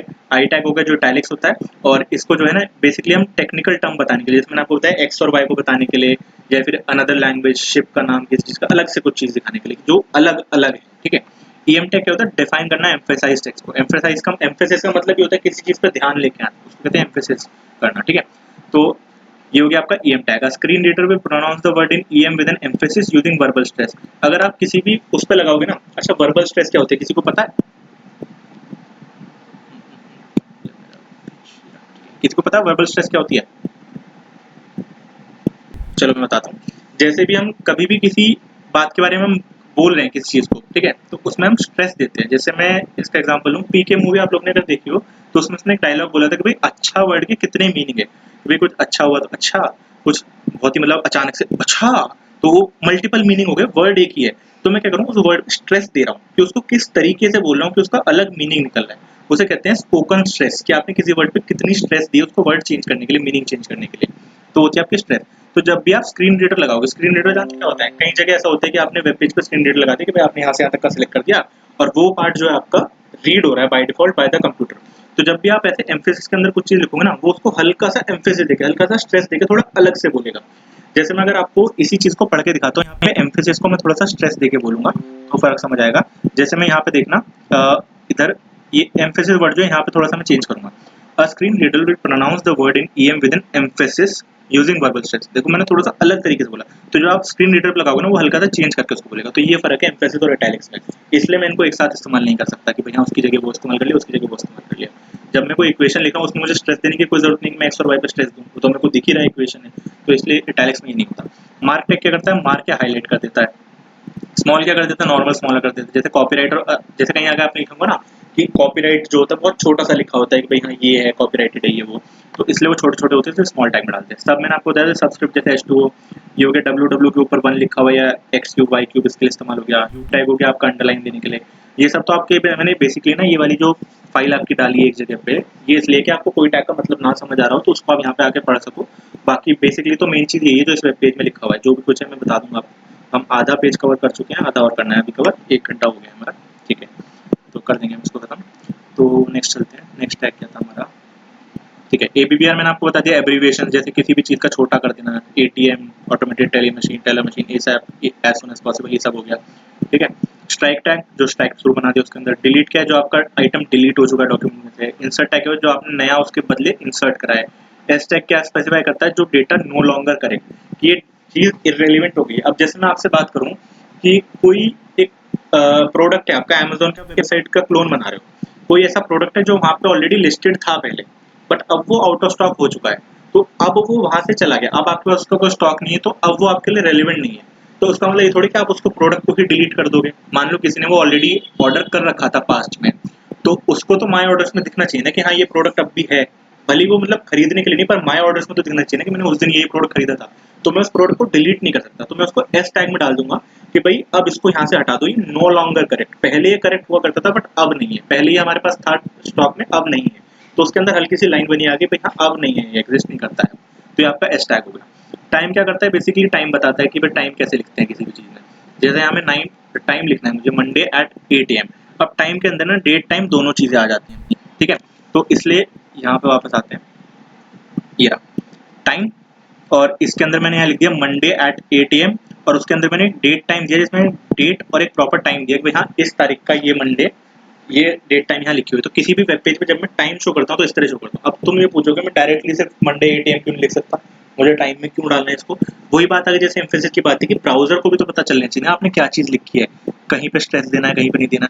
मान लो कोई ब्राउजर ऐसा है जिसमें कि एक एक्सटेंशन डला हुआ है कि कहीं भी अगर टाइम लिखा हो तो वो रेड कलर से आ जाए, नॉर्मली ना हो, तो उसको पता चल जाए ऑटोमेटिकली, आपको अलग से उसका कलर रेड ना करना पड़े, इसलिए आप उसको टाइम के अंदर देते हो लिख के, ठीक है। और टाइम के अंदर इसका मतलब ये नहीं कि आपने ये लिख दिया तो टाइम हो गया, इसकी जगह मैं कुछ भी लिखूँ दैट इज नॉट रेलिवेंट, ये रेलिवेंट है क्योंकि ब्राउजर जो होता है ना एट्रीब्यूट के अंदर की वैल्यूज देता है, ये डेट टाइम एट्रीब्यूट है और इसके अंदर जो ये कोड्स में लिखा हुआ है ये इसकी वैल्यू है। तो जो ब्राउजर होता है वो वैल्यू और एट्रीब्यूट को देखता है, तो वो जो भी टाइम डिस्प्ले करेगा वो ये डिस्प्ले करेगा, ठीक है। तो इसलिए हम टाइम टैग इस्तेमाल करते हैं जिसका मेन एट्रीब्यूट डेट टाइम है, तो ये हो गया आपका, ठीक है। अब यहाँ के आगे देखो मैंने मान के चल रहा था मैं कि भाई ये मेरा मेन पार्ट है, किसी भी वेब पेज की अगर मैं बात करूँ तो ये सबसे मेन चीज़ है भाई हाँ ये तो हर इंसान को आना ही चाहिए, क्या पैराग्राफ होता है क्या हेडिंग होती है, तो इसको मैंने मेन टैग के अंदर डाला हुआ था। अब ये देखो यहाँ पे मेन टैग मेरा बंद हो रहा है और कहाँ पे शुरू हुआ था, यहाँ पे जेनरिक टाइपिंग से। तो मैं ये मान के चल रहा हूँ, जैसे मैं ये तो मेरी इच्छा होती है मैं मेन कहाँ से कहाँ तक दूँ, मैं मान के चल रहा हूँ ये सबसे मेन पार्ट था मेरा, इसलिए मैंने इसको मेन में डाला हुआ है, ठीक है। अब यहाँ से आगे जो है ये अब आपको एक्स्ट्रा चीज़ें बता रहा हूँ मैं कि भाई हाँ क्या क्या कैसे कैसे होता है। अब कोड की बात करते हैं हम, ये देखो कोटेशन मार्क लिखे आ रहे हैं यहाँ पे, ये मैंने अलग से नहीं लगाए हैं। जब मैं इसको सिलेक्ट करूंगा तो ये देखो यहाँ पे कोड्स नहीं सिलेक्ट हो रहे, सिर्फ रिटर्न आइटम सिलेक्ट हो रहा है, यानी कि ये ब्राउजर ने खुद लगाया है, मैंने नहीं लगाया है। तो इसके लिए मैंने क्या लगाया था यहाँ पे, ये क्यू टैग लगाया था। क्यू टैग का मतलब होता है कोटेशन, और ये पी टैग मैंने बाहर सिर्फ इसलिए लगा रखा है भाई ये अलग अलग लाइन में आ जाए। अगर मैं किसी भी चीज़ को पी टैग में डाल देता हूँ वो एक अलग पैराग्राफ हो जाता है, अलग पैराग्राफ का मतलब अलग अलग लाइनों में आएगा, तो बस वो एक के आगे एक ने लिखा है इसलिए मैंने पी टैग लगा रखा है। जरूरी नहीं आप पी टैग लगाओ तभी क्यू लगा सकते हो, पी के अलग से भी क्यू चल जाएगा। ठीक है, जैसे इसका एग्जाम्पल ले लेते हैं, इसको यहाँ से कॉपी करा इधर डाला, सेव करा, ये देखो यहाँ पे भी शॉर्ट कोड लिखा रहा है, यहाँ पे भी लिखा रहा है, पर दोनों अलग अलग पैराग्राफ है, इसलिए मैंने पी टैग डाला हुआ था कि भाई हाँ अलग से थोड़ा सा दिख जाए, बाकी ऐसे कोई जरूरी नहीं क्यू पी के अंदर ही चलेगा। ठीक है, अब आता है आपका ब्लॉक कोड। जैसे कोटेशन क्या हो गया, आपने किसी भी चीज में आपने जैसे कोटेशन लगाने कि हाँ ये चीज का ये पर्टिकुलर नाम है या अलग से नाम है जो भी है, और एक चीज होती है पूरा एक कोड लिखना कि भाई हाँ जैसे ये लिखा हुआ है this instant is a long code that is going to use a lot of word and use it. जैसे किसी का भी हम लिखते हैं ना कि बिल गेट्स ने ये कहा, इसने ये कहा, उसने वो कहा, तो उसमें हम बड़ी कोटेशन इस्तेमाल करते हैं, तो उसे कहते हैं ब्लॉक कोड, कि इस कोड का एक प्रॉपर ब्लॉक होना चाहिए। ये देखो थोड़ा सा हट के चला हुआ है, यहाँ पे इतनी इंडेंट दी हुई है, दिस जो है यहाँ से जो नहीं शुरू हुआ है, थोड़ा आगे से शुरू हुआ है, तो ये आपका ब्लॉक कोड है कि इसका एक प्रॉपर ब्लॉक है, अलग से डिफाइंड है, अलग से कोड है। ठीक है, तो इसमें अब आप ये देखो ब्लॉक कोड में ना साइट लिखा हुआ है। साइट का मतलब बेसिकली होता है कि अलग से बताने की ये चीज किसी ने कही है। जैसे ये कोड मैंने ऐसे लिखा है जैसे भाई बिल गेट्स ने ये कहा, तो इसके आगे मैं लिखूंगा डैश बिल गेट्स, तो इस साइट करने से क्या होना है, अपने आप ये डैश लगाया। देखो मेरे हार्ड कोडेड डेटा में यहाँ पे मैंने जो डैश लगाया ना, इसके आगे का जितना भी डेटा है ये सारा अपने आप से वो है, एम्फसाइज है। ठीक है, अपने आप से इसका टेढ़ा हो गया। अब आप ये पूछोगे कि यार इटैलिक्स में भी टेढ़ा हो गया, एम्फेसिस में भी टेढ़ा हो गया, और यहाँ पे साइट में भी टेढ़ा हो गया, तो इनमें तीनों में फर्क क्या है? इटैलिक्स एम्फेसिस का तो मैंने आपको बता दिया, साइट का सिर्फ ये फर्क है कि सेम सीएसएस वाला पार्ट कि भाई मैं चाह रहा हूँ कि किसी का भी अगर मैं अलग से नाम लिखा है मैंने, तो उसके अंदर ना एक लिंक लग जाए कि भाई हाँ किसी का भी नाम पे अगर मैं क्लिक करूँ तो मैं इस लिंक पे पहुंचाऊँ, तो मुझे सीएसएस में अलग से डिफाइन करना है कि हाँ इस नाम पे क्लिक करने से ये होना चाहिए। तो इसलिए मैंने यहाँ साइट इस्तेमाल करा है कि मेरे को पता चले कि ये चीज़ किसी ने कही हुई है। तो ये सिर्फ उसके लिए एक ही चीज़ के तीन तीन रिडंडेंट पार्ट हैं, आप चाहो तो इस्तेमाल करो, चाहो तो ना इस्तेमाल करो, पर बेटर प्रैक्टिस होती है कि आप हर चीज़ की हर चीज़ इस्तेमाल करो, क्योंकि अभी क्या है ना आप बहुत छोटे छोटे प्रोजेक्ट्स बनाओगे तो आपका क्या होगा ज़्यादा फर्क नहीं पड़ेगा, आप किसी चीज़ को टाइलिक्स लिख दो कर दो, बट आप जब आप इंडस्ट्री में आओगे, इंडस्ट्री में प्रोजेक्ट्स बनाओगे, तो आपको क्या होगा ना बहुत बड़े बड़े प्रोजेक्ट पे काम करना पड़ेगा। मल्टीपल पेजेस की वेबसाइट होगी भाई, उसमें मल्टीपल पेज के अंदर पेज जा रहे हैं, तो वहाँ पे क्या होता है ना इन सब डेटा को संभालना बहुत मुश्किल हो जाता है। आप वहाँ इटैलिक्स में सब कुछ डाल दो, और उनको चाहिए कि भाई मेरे को वो डेटा ढूंढ के लाओ जो किसी ने कहीं भी कोड्स हैं, वो सारी कोड वेब पेज पे से ढूंढ के लाओ। तो आप मैनुअली तो बैठोगे नहीं लेके वेब पेज के भाई हाँ 100 पेज और उन 100 के 100 को आप एक्सप्लोर कर रहे हो किसने कहाँ का है, आप कुछ ना कुछ कोड लिखोगे ना कि भाई जहाँ जहाँ पे मेरा ये वाला टैग हो साइट वाला, वो डेटा उठा के ले आओ मेरे लिए। तो इसलिए हम कहते हैं कि भाई जो भी चीज़ आप लिखो आप प्रॉपर तरीके से लिखो। नेक्स्ट टैग पे चलते हैं। ये मैंने आपको बता ही दिया, ए का आपको मैंने टारगेट वाला बता दिया, बीआर से नेक्स्ट लाइन आ गया, बात है आपका आईएमजी टैग। किसी भी चीज़ की इमेज अगर डालनी है तो उसे आईएमजी टैग कहते हैं, जैसे मैंने ये इमेज डाली हुई है यहाँ पे। ठीक है, अब इमेज को मैंने नेट से भी उठा सकता हूँ, एसआरसी का मतलब सोर्स की, इस इमेज की सोर्स क्या है, ये सब एट्रीब्यूट टैग के अंदर। एट्रीब्यूट का मैंने आपको क्या बताया था, किसी टैग की फंक्शनैलिटी की भाई वो टैग क्या करता है। आईएमजी टैग का तो मतलब हो गया कि हाँ ये एक इमेज लिखी जा रही है। ठीक है, और आईएमजी टैग भी आप ये देखो सिंगल टैग है, इसका कोई क्लोजिंग टैग नहीं है। मैं चाहूँ तो यहाँ पे क्लोजिंग का वो लगा दूँ, मतलब प्रॉपर प्रैक्टिस तो मेरी ये कहती है, बट वही है कि भाई सब लोग लगाना भूल जाते हैं, इसलिए ऐसा कोई कंपल्शन नहीं है इस चीज़ का। ठीक है, तो आईएमजी टैग जो सिंगल टैग है, क्योंकि इमेज तो इमेज है ना, इसका मतलब थोड़ी कि इमेज यहाँ से यहाँ तक की इमेज है, इमेज तो इमेज है, तो इसलिए सिंगल चीज़ है, तो इसलिए सिंगल टैग है ये। तो इसका जो सोर्स है कि भाई इमेज तो है पर कहाँ है इमेज, कौन सी इमेज है, तो एसआरसी इक्वल टू कोड्स के अंदर मैं जो भी डालूंगा वो इमेज का यूआरएल है। तो नेट पे ये वाली इमेज पड़ी थी, मैंने नेट से जनरल इमेज उठाई है, उसका यूआरएल डाल दिया। इसी की जगह अगर मैं चाहूँ कि इस फोल्डर में ही कोई इमेज पड़ी है, तो मैं क्या करूँगा यहाँ पे सीधा स्लैश लिखूंगा, देखो फोल्डर के आइटम लिखे आने लगे। अगर यहाँ पे कोई इमेज होती तो मैं उसको क्लिक करता था, वो इमेज लिखा आ जाता। अब ये प्रॉपर्ली इमेज नहीं है तो इसलिए यहाँ पे देखो शो नहीं होगा, ऐसे बन के आ जाएगा ये इमेज फाउंड नहीं हुई। आपने देखा होगा नेट पे भी कई बार ऐसे इमेज बना होता है आइकन, तो इसका मतलब इमेज फाउंड नहीं हुई है ये वाली। ठीक है, तो जब आप कुछ गलती कर देते हो तो वो होता है, तो इसके लिए होता है ऑल्ट टैग, कि अगर इमेज फाउंड ना हो तो वहाँ पे क्या लिखा है, लोगों को कम से कम लिखे हुए से तो पता चल जाए यहाँ किस चीज़ की इमेज थी, अगर नहीं भी लिखा आ रहा है। जैसे मैंने इसके नेक्स्ट वाले में देखो रैंडम एक वेबसाइट बना रखी है www.blabla.jpg, ऐसी कोई वेबसाइट नहीं, ऐसा कुछ नहीं, इस पर मैं क्लिक करूंगा नहीं खुलेगा। तो इसलिए नेक्स्ट पे उस पर देखो वो बना हुआ है पिक्चर टूटी हुई कि यार ये पेज नहीं खुल पाया, तो इसकी जगह ना एक ऑल्टरनेट टेक्स्ट लिखा आ गया है कि भाई HTML5 का इमेज थी यहाँ पे बट अब नहीं है। तो ये होता है ऑल्ट कि ऑल्टरनेट, कि अगर इमेज नहीं लोड हुई बाई चांस किसी वजह से कि भाई लिंक गलत है या नहीं चल रहा है लिंक, तो ऑल्टरनेट पे क्या आना चाहिए। फिर हो गया आपका विड्थ और हाइट, तो आपको समझ रहा होगा भाई इमेज जो है कितनी चौड़ी होनी चाहिए, कितनी हाइट होनी चाहिए। मैं जैसे इसकी विड्थ जो है 3200 कर दूंगा तो ये बहुत चौड़ी खिंच जाएगी, इमेज देखो कितना खिंच गई, बहुत आगे तक जा रही है। ठीक है, इस सिमिलरली हाइट को मैं बढ़ा घटा सकता हूँ, हाइट को मैं जो है यहाँ पे 4180 कर दूंगा तो ये बहुत ज़्यादा लंबी खिंच जाएगी। ठीक है, तो बस यही फर्क है इन चीज़ों में, वापस से सही कर देते हैं। ठीक है, तो ये हो गया आपका एमजे टैग के बारे में, उसके चारों एट्रीब्यूट्स हो गए। फिर मैंने एक HRBR लगा दी, एक लाइन बना दी, हाँ यहाँ तक का एक सेक्शन हो गया। नेक्स्ट सेक्शन पे चलते हैं। नेक्स्ट में मैंने आपको बता दिया कि भाई जो इमेज लोड नहीं होती वो कैसे दिखती है। अब आगे आपकी लिस्ट आ गई, ठीक है। लिस्ट होती है किसी भी डेटा आइटम के, आपको कोई आइटम डालना है उसकी लिस्ट बनाते हो आप। लिस्ट दो तरह की होती है, ऑर्डर्ड एक अनऑर्डर्ड। ऑर्डर का मतलब होता है प्रॉपर मेरे को होना चाहिए भाई हाँ 1 2 3 4 लिखा है। अब आप ये देखो मेरे डेटा मैंने कहीं भी 1 2 3 4 नहीं लिखा हुआ है, मैंने सिर्फ उसको एक ऑर्डर्ड लिस्ट बनाई और उसमें आइटम डालने शुरू कर दिए। तो ये क्या करना मैंने, इसके अंदर लिस्ट के आइटम्स डाले, ये सारे लिस्ट के आइटम, ये डेटा टैग जो है डेटा है, ठीक है। अब आप ये देखो OL जो है यहाँ से शुरू हुआ यहाँ पे खत्म हुआ, इसके अंदर 6 आइटम आते हैं, ठीक है। और LI का मतलब होता है लिस्ट आइटम, कि ये इसका पहला आइटम है, ये इसका सेकंड आइटम है, ये इसका थर्ड आइटम है।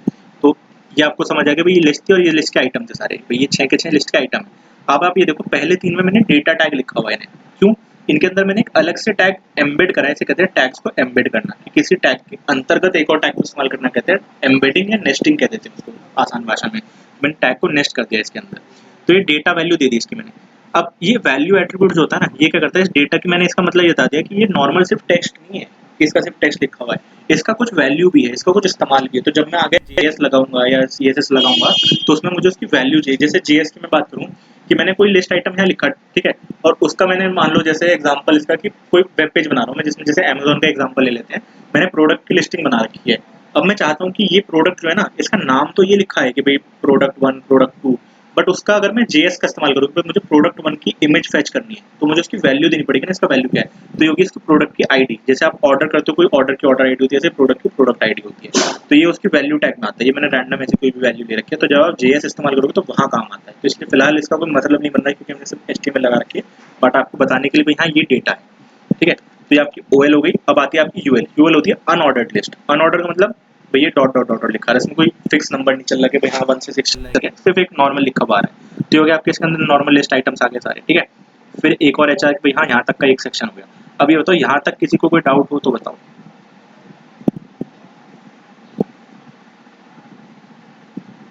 एनीवन? चले आगे? ओके चलो, तो ये हो गया। अब आप ये देखो इस पेज के अंदर ही मैंने एक वो लगा रखी है वीडियो, ये YouTube का पेज है जो मैंने इस पेज के अंदर खोल रखा है। तो जब भी मैं किसी और वेब पेज को अपने वेब पेज के अंदर खोलना चाहता हूँ, जैसे मैं तथात्सु वाला वेबसाइट खोलूँ जो आपने सब कुछ सबने देखी होगी, इसमें वेब डेवलपमेंट का हमारा ट्यूटोरियल था, इसमें भी यहाँ पे देखो ये पेज एम्बेड करा हुआ है, ये YouTube की वीडियो है। मैं चाहता तो यहाँ पे जो है सिर्फ लिख देता भाई, लिंक लिख देता, उस पर आप क्लिक करोगे तब आप वीडियो पे पहुंचो, बट मैं क्या कर रहा हूँ कि भाई यहाँ क्लिक करूँ तो इसी के अंदर ये वीडियो पहली चलने लगेगी, वेबसाइट है जो आप ठीक है।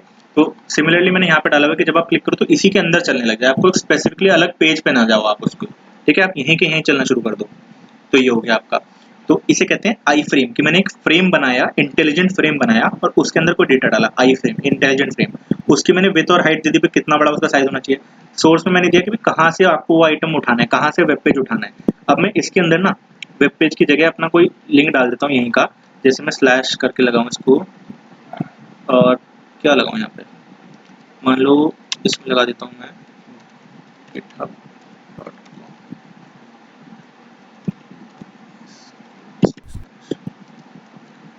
क्या देखो GitHub की साइट जो है ना कनेक्ट करने के लिए रिफ्यूज कर दिया, क्यों, क्योंकि GitHub क्या है एक प्राइवेट वो है ऑर्गेनाइजेशन, वो ऐसे चाहेगी नहीं कि उसका वेब पेज कोई और इस्तेमाल करे। वेब पेज का बेसिकली मतलब क्या होता है कि किसी भी कंपनी की इन्फॉर्मेशन शो करना। GitHub ये थोड़ी चाहेगा कि उसकी इन्फॉर्मेशन यहाँ पे शो हो जाए। पर यहीं पे अगर मैं इस वेबसाइट की बात करूँ कि भाई इसको मैंने यहाँ से कॉपी करा और इसको डालता हूँ,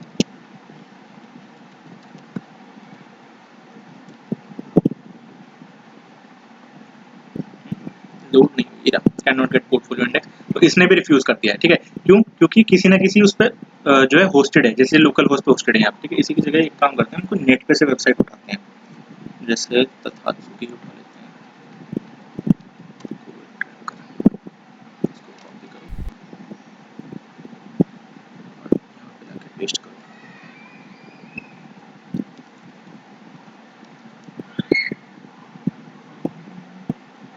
ये देखो अब ये वेबसाइट इसके अंदर खुल गई है, ठीक है। तो इस वाली ने पता रिफ्यूज क्यों करा था, क्योंकि मैंने इसका पेज बंद कर दिया है। अब ये देखो यहाँ पे ये वाला पार्ट नहीं खुला हुआ है, और ये कहाँ होस्टेड था, लोकल होस्ट पे। इसको मैं रिफ्रेश करूंगा तो पेज है ही नहीं यहाँ पे, क्यों, क्योंकि मैंने इसका जो है विंडो बंद कर दी थी। बट इसी वेबसाइट को अगर मैं तथात्सु की साइट को खोलूंगा जो ऑलरेडी लाइव है, ठीक है, तो उस पर वो खुल जाएगी। दिखाता हूँ आपको पोर्टफोलियो वेबसाइट। अब इसको, ये लाइव वेबसाइट है जो नेट पे चल रही है, ठीक है। इसको मैं अगर यहाँ डालूंगा तो ये चल जाएगी,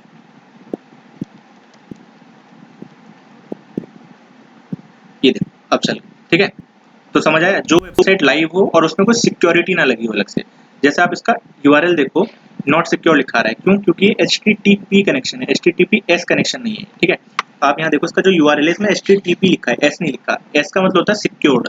तो क्या होता है ना, वेबसाइट को अलग से सिक्योरिटी सर्टिफिकेट्स खरीदने पड़ते हैं, तो हम कहते हैं कि हाँ ये वेबसाइट सिक्योर्ड है, इस वेबसाइट पे सिक्योर सर्वर लगा हुआ है। जैसे हम पेमेंट पेज होता है वो हमेशा HTTPS होगा, तो वो वेबसाइट ना कनेक्ट नहीं करती है। मतलब जो गिटहब का मैंने यहाँ यूआरएल लिखा था, आप लोग देखो HTTPS था, सिक्योर्ड वेब पेज था, तो वो लोग अलाउ नहीं करेंगे ना कि भाई कोई दूसरी ऑर्गेनाइजेशन हमारा पेज ऐसी एक्सेस कर ले, तो इसलिए वो वेब पेज नहीं चला था। नॉर्मल ऐसे मैंने वापस यहाँ पर डाल दिया अपना वीडियो।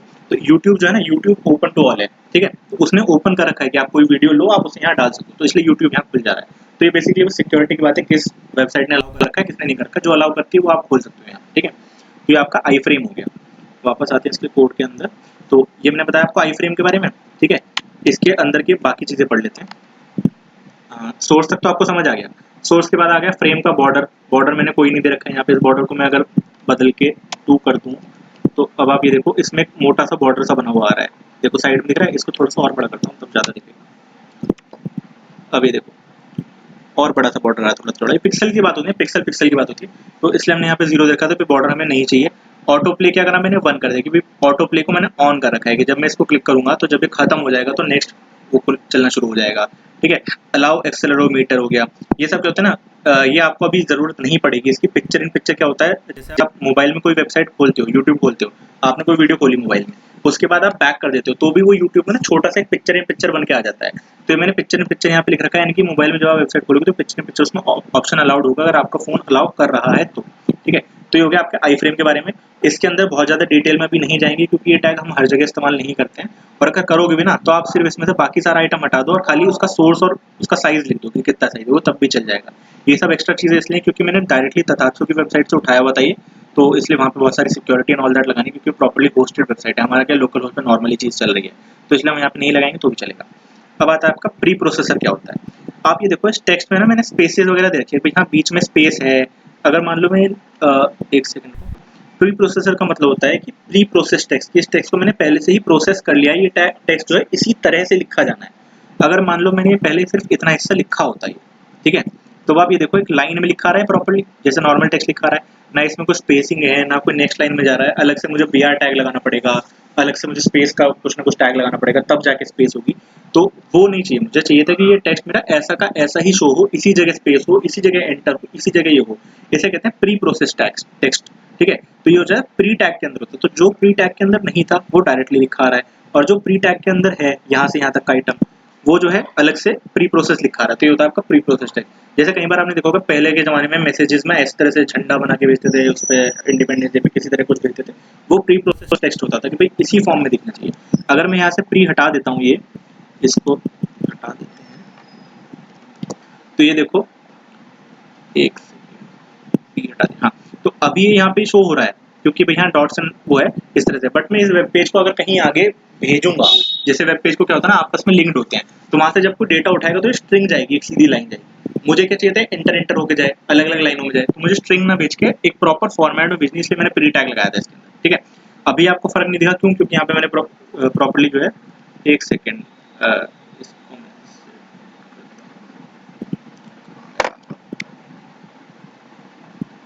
ठीक है, इस वाले को वापस कमेंट कर देते हैं।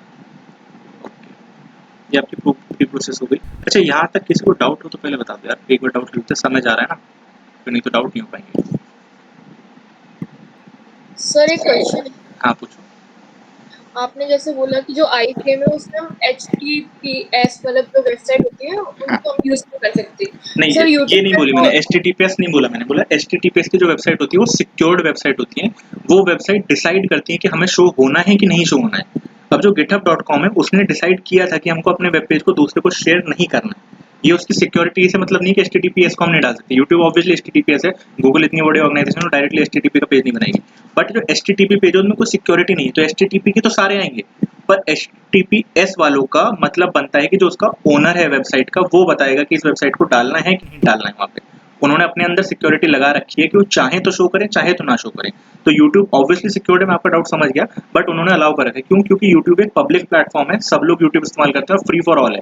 कोई उसके लिए वो नहीं चाहिए, सब्सक्रिप्शन कुछ नहीं चाहिए। यहीं मैं नेटफ्लिक्स का अगर डालूंगा वो भी HTTPS है, पर वो शो नहीं होगा। क्यों? क्योंकि वो सिक्योर्ड कनेक्शन है, उसके लिए आपको एक प्रॉपर वो चाहिए, आपका क्या नाम है, लॉगिन होनी चाहिए, उसके अंदर आपको सब्सक्रिप्शन होनी चाहिए, तब वो खुलेगा। यूट्यूब फ्री फॉर ऑल है, इसलिए उन्होंने अलाउ कर रखा है कि आप अगर किसी वेब पेज में डालना चाहो तो वो डाल सके। क्योंकि मल्टीपल वेब पेज ऐसे होते हैं जहाँ पे यूट्यूब की ही वीडियो शो होती हैं, या आपने कोई ब्लॉग देखा हो तो उसमें ट्विटर की जो होती है वो भी शो हो जाती है। यानी कि ट्विटर भी सिक्योर्ड है बट वो शो करना अलाउ करता है, हर चीज़ अलाउ नहीं करती। तो गिटहब अलाउ नहीं कर रहा था, इसलिए उसने कनेक्ट होने के लिए रिफ्यूज़ कर दिया। बट अगर कोई अलाउ कर रहा है तो वो आ सकता है, जैसे यूट्यूब है वो HTTPS है बट वो आ सकता है, समझे? Hello, yes sir. हाँ, और कोई डाउट? Yes sir. हाँ सर वो जो आपने प्री प्रोसेस टेक्स्ट डाला है वो जी, कैसे लिया है? वो जो आपने फ्लैग वाला जो भी था ये तो वो मैंने कैसे एंटर करना है? नेट से रैंडमली कॉपी कर लिया कोई भी एलिमेंट्स को। इसको अगर मैं प्री प्रोसेस नहीं करूंगा तो ये डायरेक्टली एक सिंगल लाइन में लिखा हुआ आएगा। जैसे ऊपर वाला मैंने आपको बताया था, प्री प्रोसेस नहीं करा था तो ये डायरेक्ट लाइन में लिखा आ रहा था, प्री प्रोसेस कर दिया है तो उसमें लिखा आ रहा है। एक सेकंड, इसको मैं आपको दिखाता हूँ। ये प्री प्रोसेस यहाँ से हटाया, ये देखो अभी क्या आ रहा है, स्ट्रिंग बन के आ रही है। मुझे स्ट्रिंग नहीं चाहिए थी ना, मुझे चाहिए था कि उसी फॉर्म में बन गया, तो इसलिए मैंने इसको प्री प्रोसेस करा हुआ था। दिख रही है सबको? स्क्रीन तो विजिबल है ना? तो आपके साथ ठीक है, ठीक। इसको प्री प्रोसेस कर दिया आपसी। तो प्री प्रोसेस का बेसिकली मतलब है कि जो स्पेसिंग जहाँ दे रखी है, जैसे दे रखी है, उसी फॉर्म में है। अब आते हैं अच्छा, किसको डाउट है कोई और? नेक्स्ट पे चलें, तो ये बार बार हो जाता है इसको आप। सर हाँ सर आई फ्रेम टैब में अगर जी हम सिर्फ हाइट और सोर्स डालें, सिर्फ जी, 3 चीजें डालें तो भी चल जाएगा? हाँ तो भी चल जाएगा। बट आपको क्या करना है, मैंने वो वेब पेज को अपने तथात्व वाले वेब पेज से उठाया होता है, प्रॉपर्ली होस्टेड वेबसाइट है, तो वहाँ पे मेरे को सारी चीज़ें देनी पड़ेंगी भाई, कहाँ चले क्या नहीं चले। क्योंकि क्या है ना, अगर आप उसी वेबसाइट को मोबाइल में खोलोगे तो भी आपको वही सारी चीज़ें प्रॉपर्ली खुलनी चाहिए भाई, पिक्चर इन पिक्चर होना चाहिए, नहीं होना चाहिए। तो इसलिए वहाँ पे मेरे को ये सारे एट्रीब्यूट देने की ज़रूरत है। वो तो मेरे को आपको बस दिखाना था कि आई फ्रेम क्या होता है, इसलिए मैंने हर चीज़ उसमें डाल रखी थी। नहीं डालोगे आपका तो भी चल जाएगा, बट फिर उसमें क्या ना एरर्स आएंगे कि आप उसी को अगर मोबाइल में चलाओगे तो भाई एरर आएगा, भाई मोबाइल में प्रॉपर्ली शो नहीं होगा। क्योंकि हर चीज़ का डिस्प्ले अलग होता है। जो आपका लैपटॉप है उसका डिस्प्ले जो है ना हॉरिजॉन्टल में ज़्यादा होता है, और मोबाइल का जो होता है वर्टिकल में ज़्यादा होता है। दोनों के अलग अलग वेबसाइट्स बनती हैं और उन्हें रिस्पॉन्सिव वेबसाइट कहते हैं। जैसे अगर हम पोर्टफोलियो की बात करें ना, तो एक चीज़ दिखाता हूँ आपको मैं, और इसमें किसी भी क्रोम पेज पे अगर आप कंट्रोल शिफ्ट और आई दबाते हो ना, तो उसकी जो है ना वो खुल के आ जाती है प्रॉपर कंसोल की, भाई क्या चीज़ कैसे है क्या नहीं है। तो यहाँ पे आप इसको देखो स्लाइड करके, ये आप छोटा करोगे तो आपको दिख जाएगा भाई मोबाइल में ये वेबसाइट कैसे खुलने वाली है। तो आपने कभी मोबाइल में अगर ये वेबसाइट खोली तो ऐसे इसका आता है ये। अगर आप इसी को प्रॉपर खोलो तो यहाँ पे आता है लिखा हुआ, तो ये बताता है कि आपकी क्या चीज़ मोबाइल में कैसे दिखेगी। आप यहाँ देखो, डेस्कटॉप में इस तरह से दिख रही है, कितना ही चौड़ा कर दूँ मैं ऐसे दिखेगी। पर मैंने लगा रखा है कि जैसी मैं एक पर्टिकुलर विड्थ से नीचे जाऊँ, जैसे देखो यहाँ पे 878 भी खुल रहा है, और हल्का सा मैं बढ़ाता हूँ, जैसे ही इसको बढ़ाते बढ़ाते मैं जैसे देखो 954 तक आ गया, यानी कि 950 के ऊपर जा रहा हूँ जब मैं 948 के, देखो 948 पे चेंज हो रहा है ये। तो ये होता है आपका डिफाइन करता है कि आपका मोबाइल में क्या चीज़ कैसे दिखेगी और वेब पे कैसे दिखेगी। तो इसे कहते हैं रिस्पॉन्सिव डिज़ाइन। ये वेबसाइट रिस्पॉन्सिव है कि मोबाइल में अलग तरीके से दिखती है, रिस्पॉन्सिव हो जाती है। और मैं जब इसको बड़ा करता हूँ तो देखो अब ये दो एक साथ आ रही है, और जगह हो गई तो ये तीनों एक साथ आने लगेंगी। तो होती है रिस्पॉन्सिव डिज़ाइन। तो इसलिए मोबाइल के आपके अलग तरह से वेबसाइट्स बनती हैं, कंप्यूटर की अलग से बनती हैं, और दोनों को आप अगर एक साथ बना रहे हो तो उसे कहते हैं रिस्पॉन्सिव वेबसाइट बना रहे हो। तो इसीलिए जब आप आई फ्रेम को अगर डालोगे ना अपने उसमें क्या नाम है मोबाइल में, तो उसके लिए थोड़ी सी आपको अलग से कोडिंग करनी पड़ेगी। इसलिए वो सारे एट्रीब्यूट लिखे हुए थे कि भाई मोबाइल में प्रॉपर्ली वेबसाइट खुले। आप वही तथात्व की वेबसाइट मोबाइल में खोल के देखना, उसमें वो आई फ्रेम चलेगा प्रॉपर्ली। बट अगर मैं सोर्स वगैरह में हटा दूंगा तो मोबाइल में एरर दे सकता है। मैं ये नहीं करूँ कि वो स्पेशली देगा ही देगा, बट दे सकता है कि आपने वीडियो प्ले करी, फिर आपने होम का बटन दबा दिया तो पिक्चर इन पिक्चर में नहीं आया, जबकि आपको चाहिए था कि वो आए। तो ये सब चीज़ें होती हैं, ठीक है। और कोई डाउट? Excuse me sir. जी सर वेबसाइट का अगर कोड सेम है तो वो हाँ, दो कंप्यूटर का फोन में तो सेम चलनी चाहिए ना, तो फिर कोड ही अलग हो जाता है एक वेब पेज का। कोड नहीं, उसमें इफ और एल्स लगता है। जैसे आप कौन से ईयर में हो आप? थर्ड। हाँ तो आपने तो पढ़ा ही है, इफ एल्स वगैरह तो सब पढ़ ही रखा होगा, अच्छे से सब पढ़ा होगा फर्स्ट ईयर में जी आप लोग, सर। ठीक है। जी तो सर। हम उसमें इफ कंडीशन लगाते हैं कि भाई, जैसे आपको मैं कोड ही दिखा देता हूँ उस वाली वेबसाइट का कोड फुल।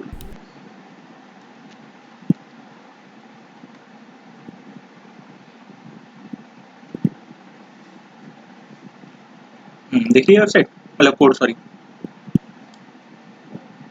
हाँ जी सर। हाँ, अब आप ये देखो, मैंने हर चीज़ के ना एक कुछ ना कुछ नाम दे रखा है। जैसे यहाँ देखो इसकी क्लास है टेक्स्ट कि भाई टेक्स्ट के अंदर टेक्स्ट आ रहा है, इसकी क्लास है फील्ड, तो इन सब का नाम है बेसिकली कि भाई मैं इसको CSS में किस तरह से डिफाइन करूंगा। तो अब मैं इसी वेब पेज की CSS आपको खोल के दिखाता हूँ। इन नामों के अंदर की बात करेंगे अभी हम।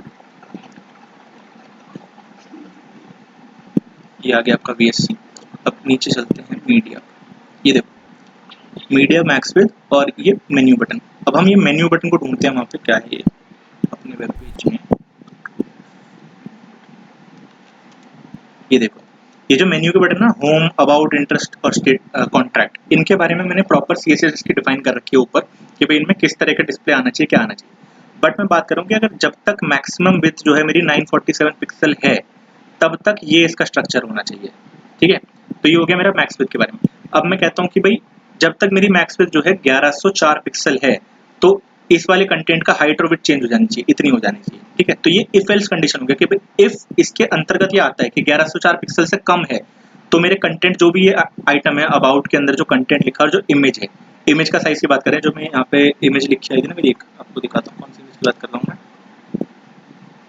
ये वाली जो इमेज, इसकी बात करें इसका साइज कितना होना चाहिए, ठीक है। मोबाइल में कितना आना चाहिए और लैपटॉप में कितना आना चाहिए। तो इधर देखो इसका मैंने हाइट और विड्थ बिल्कुल डिफाइन करके भाई स्क्वायर हो 350 पिक्सल की साइड का, ठीक है। जब तक मैक्सिमम विड्थ इसकी इतनी है, अगर मेरी मैक्स विड्थ इसकी चेंज हो जाती है तो मैं इसका साइज चेंज कर दूंगा, ठीक है। तो अगर मैं इसी की जगह यहाँ पे लिखूँ,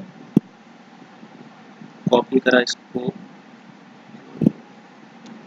पेस्ट करा और यहाँ पे मैं इसको कर दूंगा मैक्स विड्थ को मान लो 600 पिक्सल कर दिया मैंने इसको, ठीक है। तो अब मैं कहता हूँ कि 600 पिक्सल से नीचे जब हो तो ये 250 बाय 250 के बन के आए, ठीक है। तो अब इसको जो है पोस्ट करते हैं वापस से।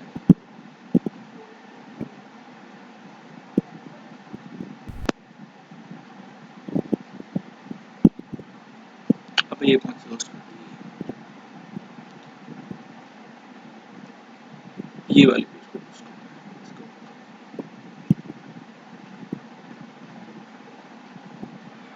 मुझे प्रॉपर विंडो खोलनी पड़ेगी उसके लिए, ठीक है, दिखा देता हूँ आपको एक बार।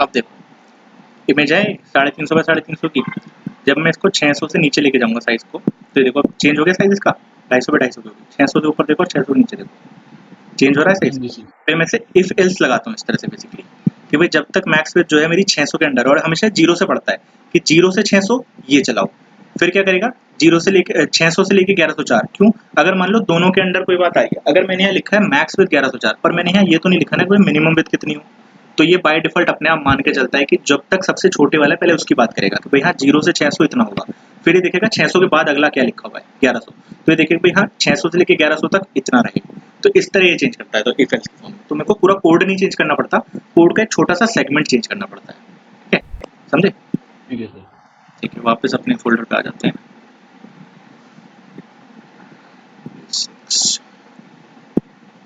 और कोई डाउट किसी को पूछो।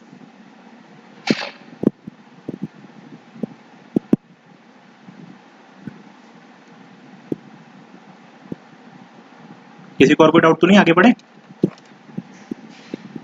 सही कर देता हूँ इसको। Yes sir. ठीक है, चलो कोड टैग पे आते हैं। कोड का क्या होता है ना, कई बार आपने वेबसाइट पे देखा होगा कहीं ना कहीं कोड लिखा होता है कि हाँ ये कोड है, तो उसको हम कोड में डिफाइन करते हैं कि जो कोड के अंदर जो भी लिखा हो वो प्रॉपर कोड होगा। उसके अंदर को जैसे कई बार देखा हो आपने कि कहीं कोड लिखा तो उसका बैकग्राउंड थोड़ा काला होता है, ये होता है, तो वो सब मैं CSS से चेंज करूंगा वो, पर उसके लिए मेरे को डिफाइन करना पड़ेगा हाँ इसके अंदर मैंने कोड लिखा है। तो आप वेब पेज पे अगर देखो, इसको सबको बंद कर देता हूँ बाकी को, ठीक है। तो कहाँ है कोड, यहाँ।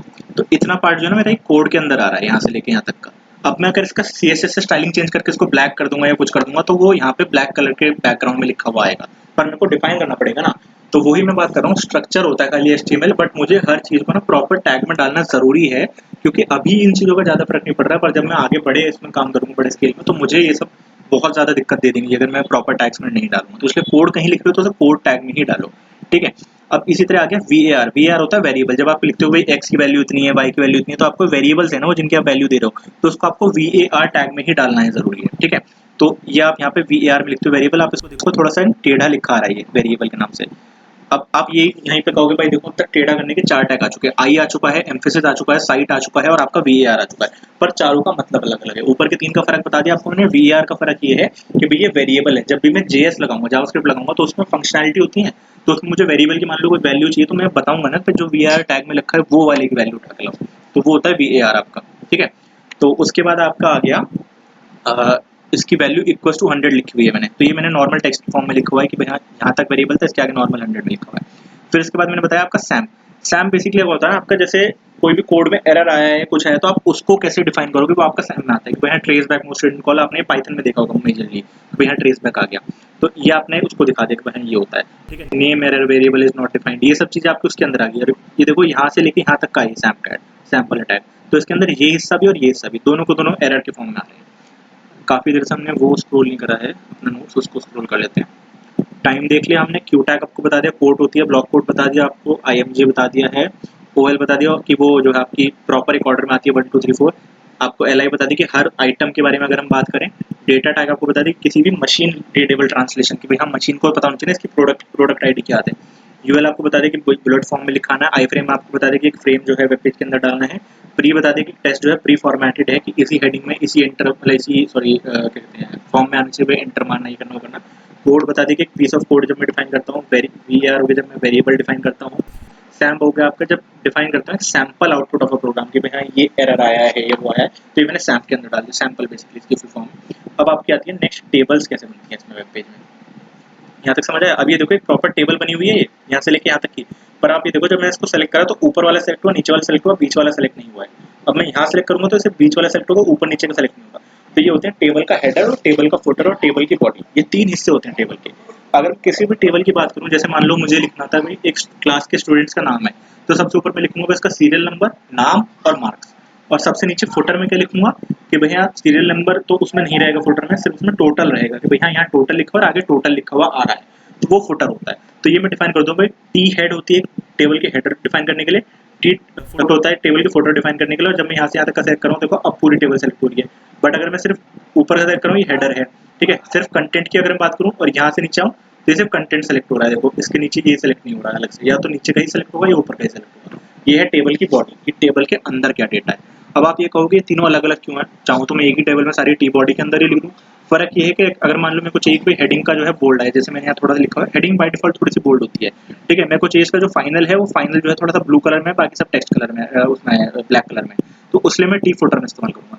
तो वही बात है, इसमें आते हैं यहाँ पे सबसे पहले टेबल टैग डिफाइन करेगा भाई यहाँ से लेके और यहाँ तक की टेबल है मेरी, ठीक है। इसके अंदर 3 हिस्से हैं। सबसे पहले हिस्सा टेबल का हेड, ये मैंने आपको बता दिया हेड पे जो भी आइटम होगा, ठीक है। फिर आगे आप फुटर आपने डिफाइन करा। अब आप देखो फुटर लिखा ऊपर है पर आया कहाँ है, सबसे नीचे। क्यों? क्योंकि ये तो सबको पता है फुटर का मतलब क्या है, ये आखिरी में आएगा, ये इसका फुटर है।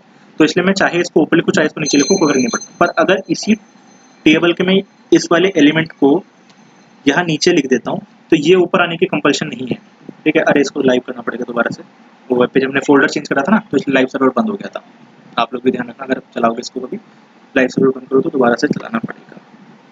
नीचे ये देखो यहाँ पे ए वाला जो है नीचे लिखा था तो नीचे ही आया है दोबारा से। ऊपर वाला अगर मैं हटा दूंगा ना तो उसका मतलब ये नहीं कि भाई 1 सीरियल नंबर है तो सबसे ऊपर आएगा। जैसे इसको मैं हटा के दिखाता हूँ, इसको हटा दिया, इसका मतलब ये नहीं कि भाई ये 1 लिखा था तो ये ऊपर आएगा। टेबल बॉडी में ऐसा कोई फर्क नहीं होता, पर हेडर फुटर और ये सब अलग से डिफाइन। अगर मैं हेड को सबसे नीचे लिखूंगा तब भी आएगा, ठीक है। तो ये हो गया आपका हेडर फुटर का फर्क।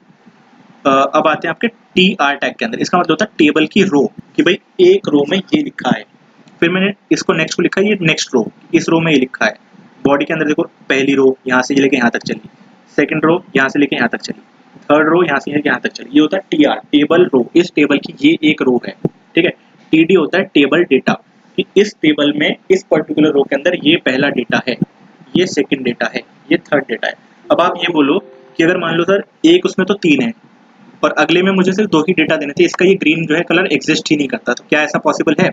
तो इसको जो है कमेंट आउट करते हैं और यहाँ पे देखो ये टेबल ऐसे बनना प्रॉपर्ली पॉसिबल है। ऐसा कुछ नहीं कि टेबल का आपको साइज फिक्स होना चाहिए, आप टेबल को अपने हिसाब से कम ज़्यादा छोटा बड़ा कर सकते हो, ऐसा कोई फिक्स साइज नहीं था। आप जितनी बार टीडी दोगे उतनी बार उसके कॉलम बनेंगे। Sorry for the background noise, और मैं थोड़ा और जोर से बोलता हूँ। ठीक है, तो यहाँ तक समझ आया कि सबको टेबल में किसी को एरर हो तो बताओ, क्योंकि टेबल इंपॉर्टेंट है और आप लोग को बना के लानी है। मैं दूंगा अभी एक, कोई दिक्कत टेबल में किसी को? सर हाँ भाई बोलो। सर एक डाउट था, जैसे सर इंडस्ट्री की बात करें, हाँ जैसे कोई न्यूज़ वेबसाइट है, हाँ उनकी वेबसाइट इतनी ज़्यादा बड़ी होती है, हाँ, तो वो हर चीज़ कोड करता है या फिर जैसे बिक्स वगैरह होती है उनको यूज़ करता है? ये विक्स वगैरह जो है ना, ये भी कहीं ना कहीं तो बना है ना, उसका भी कहीं ना कहीं तो कोड लिखा है, और उसके अंदर जो भी आप एलिमेंट्स डालते हो उसका भी तो कहीं ना कहीं कोड लिखा गया होगा। तो ये तो विक्स वाले की इंटेलिजेंस है कि उसने एक ऐसी वेबसाइट बनाई कि जहाँ पे ज्यादा कोड ना करना पड़े, खाली कंटेंट डालना पड़े, कोड ऑटोमेटिकली जनरेट हो जाए। इसी का मैं एग्जांपल दूं आपको, कैलकुलेटर है। तो कैलकुलेटर अगर किसी ने ना बनाया होता तो उसका मतलब ये थोड़ी कि आप 4 5 या कितना होता है ये नहीं कर सकते। आप कर सकते हो ना, उसको हार्ड कोडेड आप करना चाहो तो कर सकते हो, बट कैलकुलेटर ने आपका काम आसान कर दिया है। तो और उसके वो पैसे लेता है आपसे कि आप कैलकुलेटर जाते हो तो खरीद के लाते हो ना, उसको फ्री में तो मिलता नहीं कहीं पे। तो इसी तरह आपका विक्स की अगर बात करूँ तो विक्स एक पेड प्लेटफॉर्म हो गया आपका, कि जो आप किसी ऑर्गेनाइजेशन के अगर वेबसाइट बना रहे हो तो उनसे मोटा पैसा लेते हैं उस काम का, वो तो भैया आप खाली डेटा डालो और आपका वेबसाइट बन के आ गई। बट इन दी एंड वो कोड तो हो ही रहा है ना, भले ही वो कोड विक्स की सर्वर कर रहा है या वो हम खुद कर रहे हैं, कोड तो हर जगह एग्जीक्यूट होता है। समझे?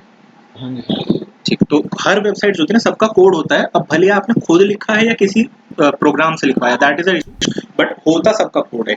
हर वेबसाइट का एक ना एक कोड होता है।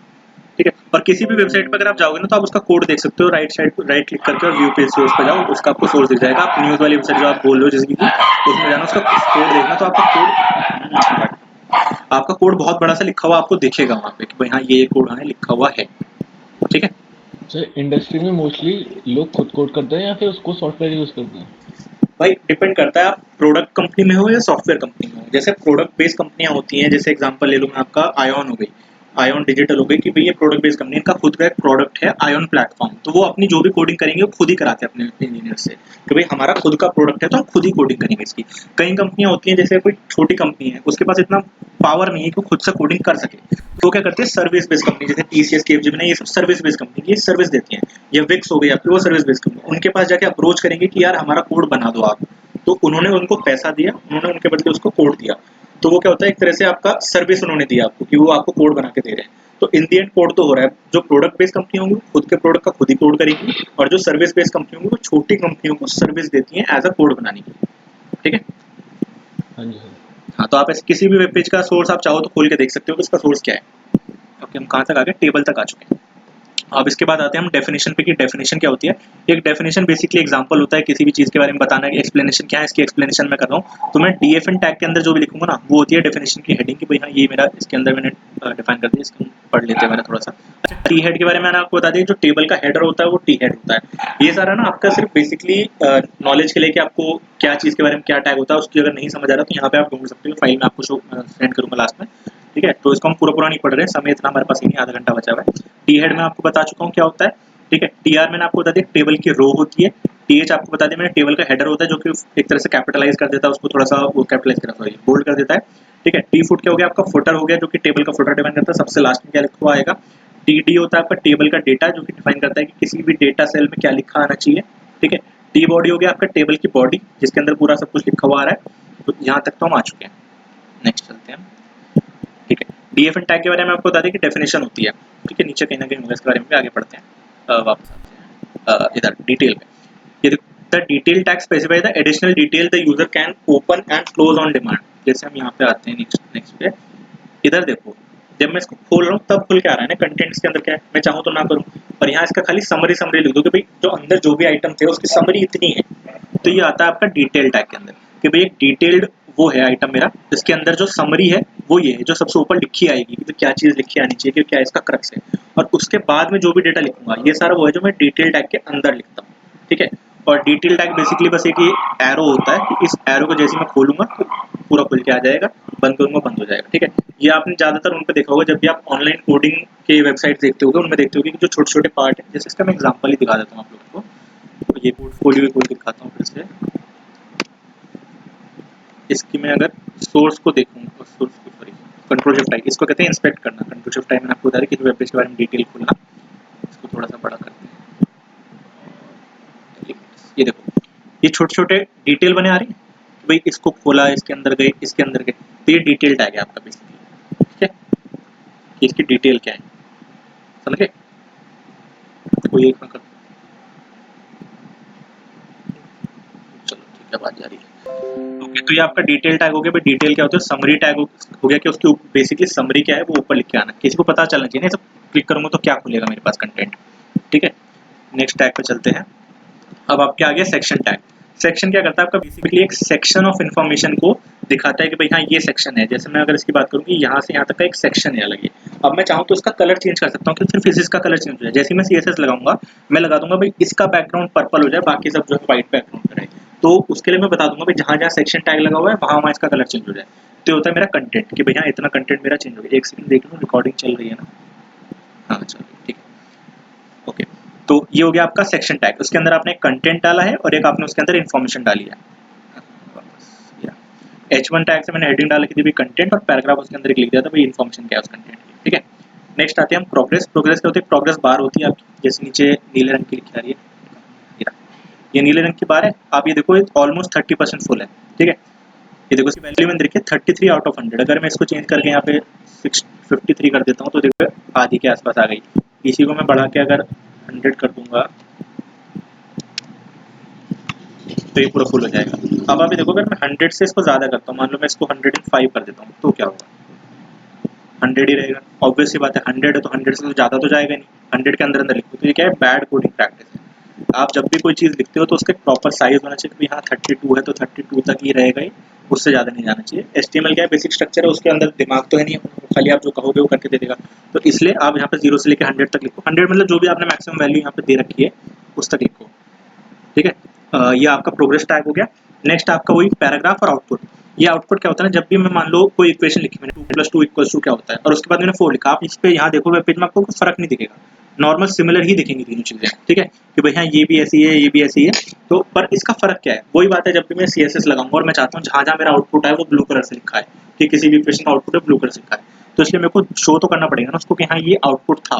तो ये बेसिकली वेब पेज को बताने के लिए है कि क्या चीज़ क्या होती है, उसके लिए होता है। अब इसके नीचे आ गया आपका ये वाला ड्रॉप डाउन, कि भाई 1 2 3 4 इस तरह से ड्रॉप डाउन मेन्यू बना हुआ है। आपने ड्रॉप डाउन मेन्यू ऐसा तो बहुत देखा होगा कि भाई हाँ 1 2 3 लिखा है खाली, पर ये देखा है कि भाई 4 5 6 अलग से लिखा है, इसकी हेडिंग अलग है, इसकी हेडिंग अलग है। ये थोड़ा सा एक एडवांस वर्जन है इसका, मैं अलग अलग ना बना के एक ही बना दे कि भाई एक में दोनों समझ आ जाएगा आप लोग को। यहाँ देखते हैं, कहते हैं सेलेक्ट टैग, कि मैं कोई चीज सेलेक्ट करने के लिए बोलूंगा, ड्रॉप डाउन मेन्यू बनाऊंगा कोई सेलेक्ट करने के लिए, ठीक है। अभी OPT ग्रुप हो गया ऑप्शन ग्रुप, कि भाई पहले ऑप्शन ग्रुप यहाँ से यहाँ तक का, नेक्स्ट ऑप्शन ग्रुप यहाँ से यहाँ तक का, कि भाई ये नेक्स्ट वाला है। अब इसका एग्जांपल क्या हो गया? इसका एग्जांपल ऐसा हो गया जैसे मान लो आपने कोई वेब पेज बनाया, उसमें आपने ड्रॉप डाउन लिखा कि भाई ये वेब डेवलपमेंट का ड्रॉप डाउन पेज है, कि उसके अंदर सारी चीजें बताई जाएंगी। उसके अंदर पहली हेडिंग होगी फ्रंट एंड, और उसके अंदर फ्रंट एंड का सारा स्ट्रक्चर लिखा है, HTML CSS JS। फिर नेक्स्ट हेडिंग होगी बैक एंड, और उसके बारे में लिखा है, जिसको मैं चेंज ही कर देता हूँ।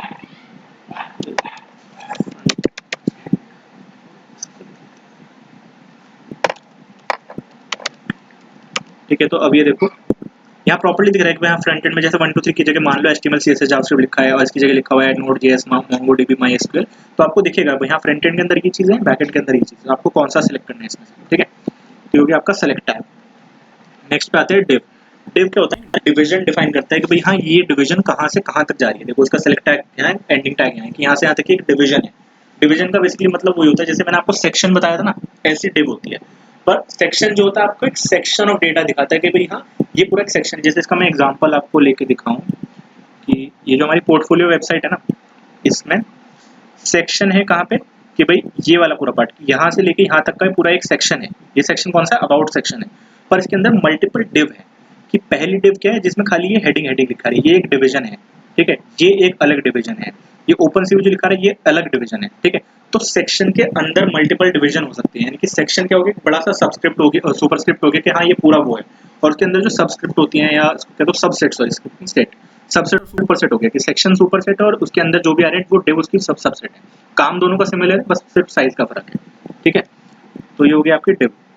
डिव के अंदर पैराग्राफ लिखा हुआ है, मैंने आपको बताई दिया। और जब भी आप डिव लगाते हो ना, बाय डिफॉल्ट एक नेक्स्ट लाइन बना देती है। जैसे यहाँ पे मैंने डिव लगाई थी इस पैराग्राफ में, तो बाय डिफॉल्ट नेक्स्ट लाइन में आ गया है। मैंने आपको BR अलग से देने पड़ा, उसके बाद में भली दिया, उससे पहले नहीं देना पड़ा, ठीक है। अब इसमें आते हैं, डिटेल्स हमने पढ़ लिया, समरी मैंने आपको बता दिया, उसका ऊपर क्या लिखा आना चाहिए, सेक्शन बता दी, जब भी एक ड्रॉप डाउन बताता हूँ मैं, प्रोग्रेस बता दिया आपको, प्रोग्रेस बार होनी चाहिए, आउटपुट बताएगी कि किसी भी कैलकुलेशन का रिजल्ट, ठीक है।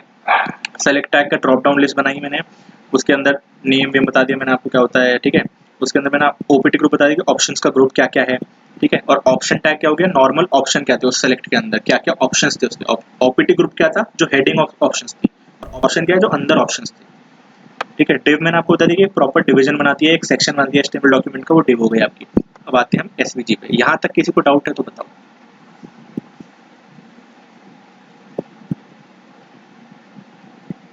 नहीं है तो ना बोलो यार, आगे बढ़ेंगे। ठीक, चलो आगे चलते हैं, ठीक है। अब यहाँ पे देखो, यहाँ से सब कुछ इंटरेस्टिंग थोड़ा सा एडवांस चीजें आ रही हैं, यहाँ तक तो सब बेसिक सही था, अब थोड़ा सा एडवांस चीज आ रही है जो आजकल ज्यादा इस्तेमाल होती है। जैसे ये होता है एसवीजी, एसवीजी क्या होता है ना, जैसे आपने कोई भी इमेज हो उसके फॉर्म क्या होते हैं, एचटीएमएल होता है, वो सॉरी जेपीईजी होता है आपका, ठीक है, पीएनजी होता है आपका, जीआईएफ होता है, इसी तरह एक एसवीजी फॉर्मेट होता है। एसवीजी एक लॉसलेस फॉर्मेट होता है कि आप नेट पे जब भी कोई इमेज डालते हो ना तो उसका जो है क्वालिटी थोड़ा चेंज हो जाती है। जेपीजी डालोगे ना आप, जैसे इसका एक एग्जांपल दूं आपको मैं, व्हाट्सएप पे आप डेटा सेंड करते हो, व्हाट्सएप पे आप कोई फोटो भेजो, उसकी क्वालिटी थोड़ी डाउन होकर जाती है, मान लो आपकी 10 MB की फोटो है, थोड़ा चेंज होकर 200 KB 400 KB की होकर जाती है, क्वालिटी थोड़ी कम होकर जाती है उसकी, क्योंकि वो जेपीजी फाइल्स को सेंड कर रहा है, वो लॉसी ट्रांसमिशन होता है, वो थोड़ा सा डेटा की क्वालिटी को लॉस करा देता है, उसके थोड़े पिक्सल कम कर देता है। और एसवीजी जो होता है वो ऐसा डेटा होता है जिसकी कभी भी क्वालिटी कम नहीं होगी, तो इसलिए हम वेबसाइट पे जब भी कोई इमेज डालते हैं, जब भी कोई बैनर डालते हैं, वो सब हम एसवीजी फॉर्मेट में डालते हैं, तो यहाँ इसकी क्वालिटी गिरनी नहीं चाहिए, ठीक है। तो ये हो गया आपका एसवीजी। तो ये सर्कल मैंने एसवीजी से बनाया हुआ है। एसवीजी क्या हो गया, एक तरह से सिंपल ग्राफिक्स होते हैं ये। तो ये देखो एसवीजी है, इसकी विड्थ 100 हो, हाइट 100 बाय 100 का, और उसके अंदर मैंने क्या बनाया, एक सर्कल टैग लगाया है। सर्कल टैग क्या करता है, बेसिकली एक सर्कल बनाया था, ऑब्वियस सी बात है, सिंगल टैग है इसलिए इसमें यहाँ लास्ट में स्लैश लगा रखा, नहीं लगाऊंगा तो भी चल जाएगा, ठीक है। उसके अंदर मैंने बताया कि इसका एक्स एक्सिस पे 50 साइज होना चाहिए, वाई एक्सिस पे इसका 50 साइज होना चाहिए, रेडियस इसकी 40 होनी चाहिए, मतलब ये एक्स से 50 खिसक के बने, वाई से 50 खिसक के बने, रेडियस इसकी 40 है। स्ट्रोक ग्रीन का मतलब होता है इसके अंदर कलर क्या होना चाहिए। अगर मैं इसको हटा देता हूँ और सेव करता हूँ, देखो इसके अंदर रैंडमली कलर कुछ नहीं आया है, और अगर मैं इसमें डाल दूंगा वापसी से स्ट्रोक ग्रीन, तो इसके अंदर स्ट्रोक डल गया ग्रीन का, दिख रहा है, बॉर्डर्स का पूरा ग्रीन हो गया। स्ट्रोक का मतलब होता है जैसे आप कहते हैं पेंट ब्रश से मैंने एक स्ट्रोक मारा, एक आउटलाइन मारी, एक बाहर से स्ट्रोक लगा दिया उसकी, तो वो है इसके अंदर, ठीक है। अब इसके अंदर देखो यहाँ फिल है, फिल की अगर बात करूँ तो क्या होता है, इसके अंदर कौन सा कलर फिल करना है आपने। सर्कल क्या होता है, सर्कल सिर्फ आउटलाइन ही तो होती है, उसके अंदर तो सर्कल नहीं होता, तो अगर मैं इसको नहीं लगाऊंगा तो इसके अंदर कुछ नहीं होगा, और जब कुछ नहीं होता तो क्या कहते हैं, ब्लैक है। तो ये देखो यहाँ अंदर ब्लैक हो गया कि इसके अंदर कुछ नहीं था बाय डिफॉल्ट, ठीक है। अगर मेरे को फिल करना है कि इसके अंदर फिल कर दो सर्कल को, तो मैंने फिल के अंदर कलर डाल दिया, कौन सा कलर फिल करना है, और एक स्ट्रोक पे दोगे भी आपको कितने पिक्सल की उसकी साइज चाहिए। अगर मैं 40 डाल दूं तो आप देखो 40 विड्थ का सर्कल का वो बनाया, 40 बहुत बड़ा होता है इसलिए सर्कल प्रॉपर बन नहीं पा रहा है, क्योंकि इतना मैंने साइज ही नहीं दिया था इसको। इसका मैं साइज बढ़ा के अगर मान लो 500 कर देता हूँ तो दिखने लगेगा आपको सर्कल पूरा, देखो अब भी थोड़ा छोटा रह गया 500 में, पर तुम लोग समझ गए होगा मतलब कि क्या है। इसका मेरे को खाली फ्रेम का साइज बढ़ाना है तो वो बता देगा उसका कि कितना मेरे को चेंज करना है उसमें। तो ये हो गया आपका स्ट्रोक विड्थ, फिल करने में कितनी विड्थ होनी चाहिए इसकी।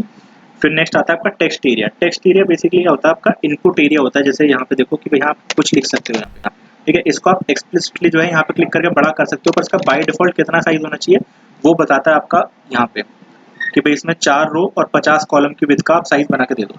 जब आप इसको वेब पेज को रीलोड करोगे अगर, तो देखो 4 रो और 50 कॉलम की विड्थ है, ठीक है। 50 कैरेक्टर आप इसमें लिख सकते हो, उसके बाद नेक्स्ट लाइन में आ जाएगा अपने, बट आप चाहो तो एक्सप्लिसिटली इसका साइज बड़ा कर सकते हो, ठीक है। पर बाय डिफॉल्ट कितना आना चाहिए वो आपको लिख के देना पड़ता है। तो अपने टेक्स्ट एरिया के अंदर एक आईडी बना के दी कि भाई टेक्स्ट एरिया, आईडी तो बेसिकली क्या होता है ना, जब आप सीएसएस वगैरह में उसको एक्सट्रैक्ट करोगे तो उसका क्या नाम होगा, उसको कैसे पता चलेगा कि कौन सी चीज की आप बात करो। आईडी सिर्फ वो होती है कि किसी भी आइटम को आईडी देना, जैसे प्रोडक्ट आईडी की बात करूँ तो हम पता चल जाता है आईडी देखिए हाँ ये प्रोडक्ट है। इसी तरह टैग में अगर मैं आईडी दूँ ना तो मैं किसी भी टैग को स्पेसिफिकली टारगेट कर सकता हूँ। मान लो मुझे टेक्स्ट एरिया मेरे पास मल्टीपल थे, पर मेरे को चाहिए कि इसी पर्टिकुलर टेक्स्ट एरिया का जो बॉर्डर है वो ग्रीन कलर का है, तो मैं उसकी आईडी से उसको उठा लूंगा, ना कि उसको टेक्स्ट एरिया के टैग से, ठीक है। तो इसलिए मैंने आईडी दिया हुआ है यहाँ पे। नेम उसका टेक्स्ट एरिया सेम चीज कि जब भी आप जेएस में बात करोगे तो जेएस में उसका नाम से जाएगा वो, ठीक है।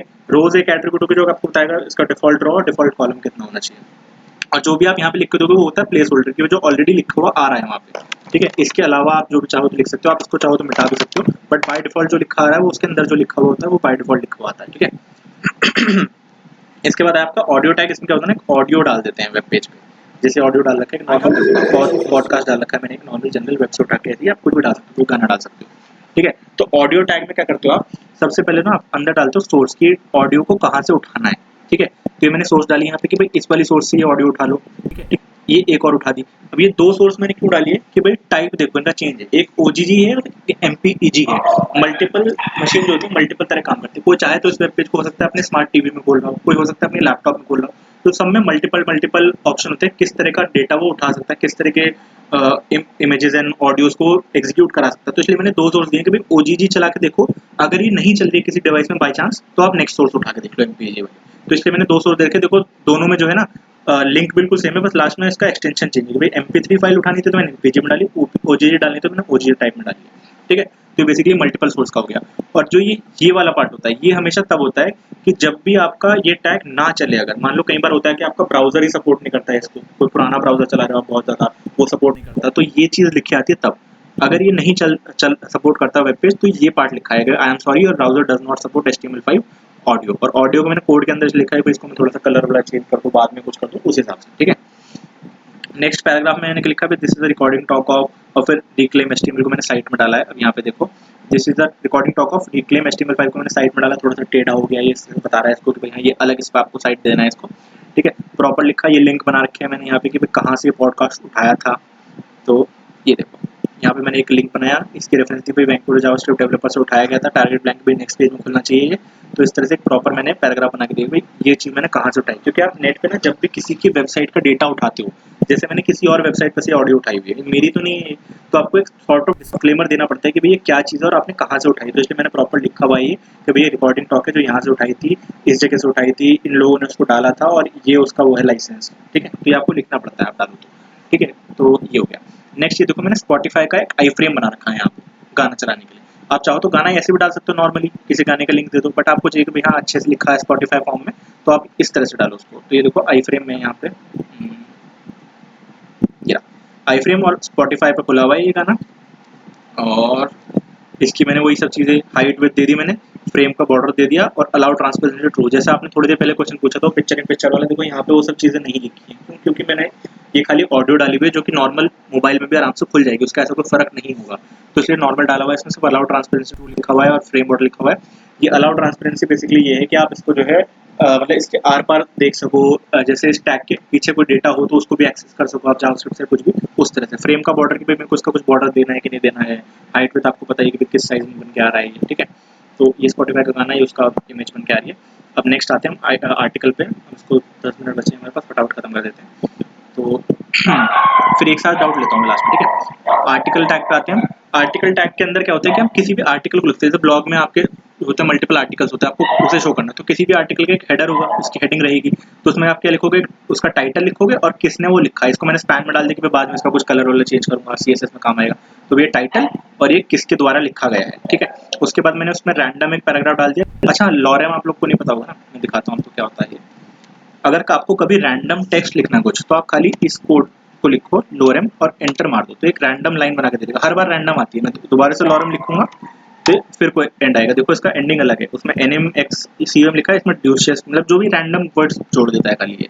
तो ये बेसिकली खाली आपको डमी डेटा जब अपनी वेबसाइट पर चाहिए होता है तब आप इस्तेमाल करते हो लॉरेम एप्स। ये देखो अभी पैराग्राफ बड़ा सा बन के आ गया थोड़ा, ठीक है। फिर इसके बाद मैंने एक इमेज डाल रखी है, इमेज का सोर्स मैंने कोई नहीं दिया है, इसलिए देखो ये ऐसे बन के आ रहा है। और ऑल्टरनेट टेक्स्ट लिखा हुआ है, ये मैंने पहले नीचे डाला था एनवी टैग, फिर ऊपर डाल देता भाई वो सारे कॉमन, इसलिए दो बार आ रहा है। और कैप्शन जी sir lorem tag data net से निकालता है, इसके बाद खुद ही कुछ सेव होता है रैंडम खुद भी जो भी की स्ट्रोक्स को मिलेगा एक पर्टिकुलर साइज का की स्ट्रोक से डाल देता है उसके अंदर, रैंडम नेट से कुछ नहीं उठाता है। ये फंक्शनलिटी है VS कोड के अंदर ही है, इसके इनबिल्ट, इसलिए मैंने आपको VS कोड डलवाया कि आपका बहुत काम आसान कर देता है। कई सारी चीजें हैं ऐसी जो इसमें डल जाती हैं, इजी हो जाता है काम, ठीक है। अब आपका ना इमेज टैग तो आपको समझ आ गया, पर आपको किसी इमेज के नीचे चाहिए कि यार इसके अंदर ना कुछ कैप्शन भी लिखा है। कैप्शन जानते हैं ना, इमेज के नीचे लिखा था कि भाई हाँ ये इमेज क्या है, क्या है, इसको छोटी सी डेफिनेशन, तो आप उसको फिगर टैग के अंदर डाल दो। कभी एक फिगर है, इस फिगर का कैप्शन ये था और उसके ऊपर की इमेज ये थी, तो इस तरह से लिखा आता है। अब जैसे मैं यहाँ पे कोई सोर्स इमेज डाल दूँ, जैसे नेट पे से उठा लेते हैं कोई इमेज,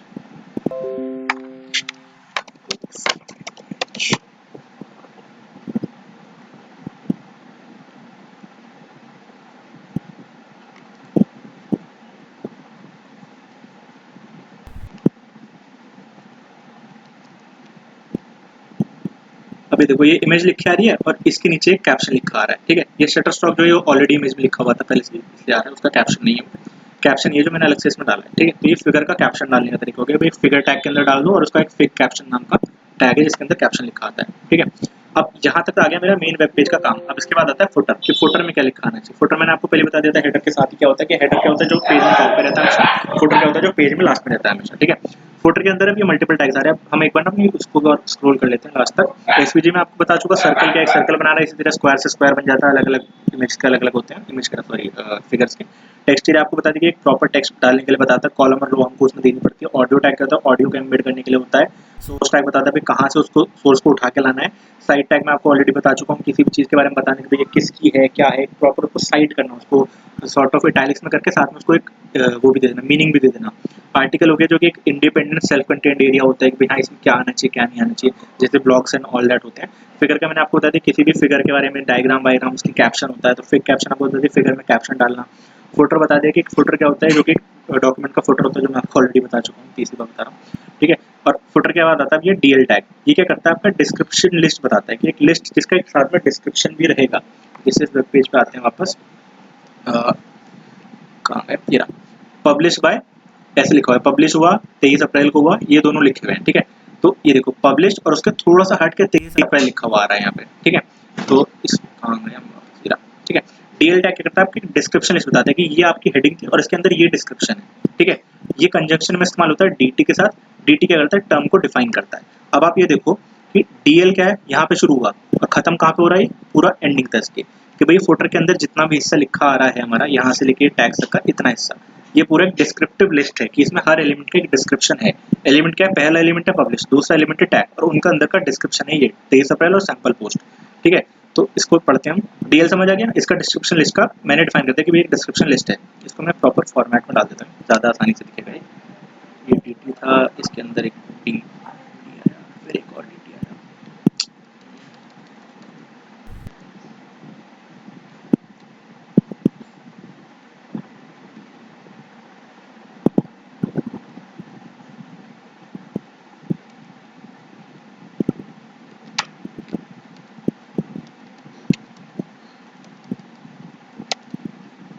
देखो अब ये ज़्यादा समझ आ रहा होगा कि एक डिस्क्रिप्शन लिस्ट थी जिसके अंदर पहली हेडिंग थी पब्लिश, डीटी यानी कि इसका पहला टैग, डीटी यानी कि इसका दूसरा टैग और इसका डेटा का डिस्क्रिप्शन, ये इसका नेक्स्ट, ठीक है। तो ये एक तरह से स्ट्रक्चर है, इसका प्रॉपर स्ट्रक्चर क्या होता है कि भाई ये डिस्क्रिप्टिव लिस्ट थी, ये इसका पहली हेडिंग थी, उसके अंतर्गत ये डेटा था, फिर टैग उसके सेकंड हेडिंग थी, उसके अंतर्गत ये डेटा था।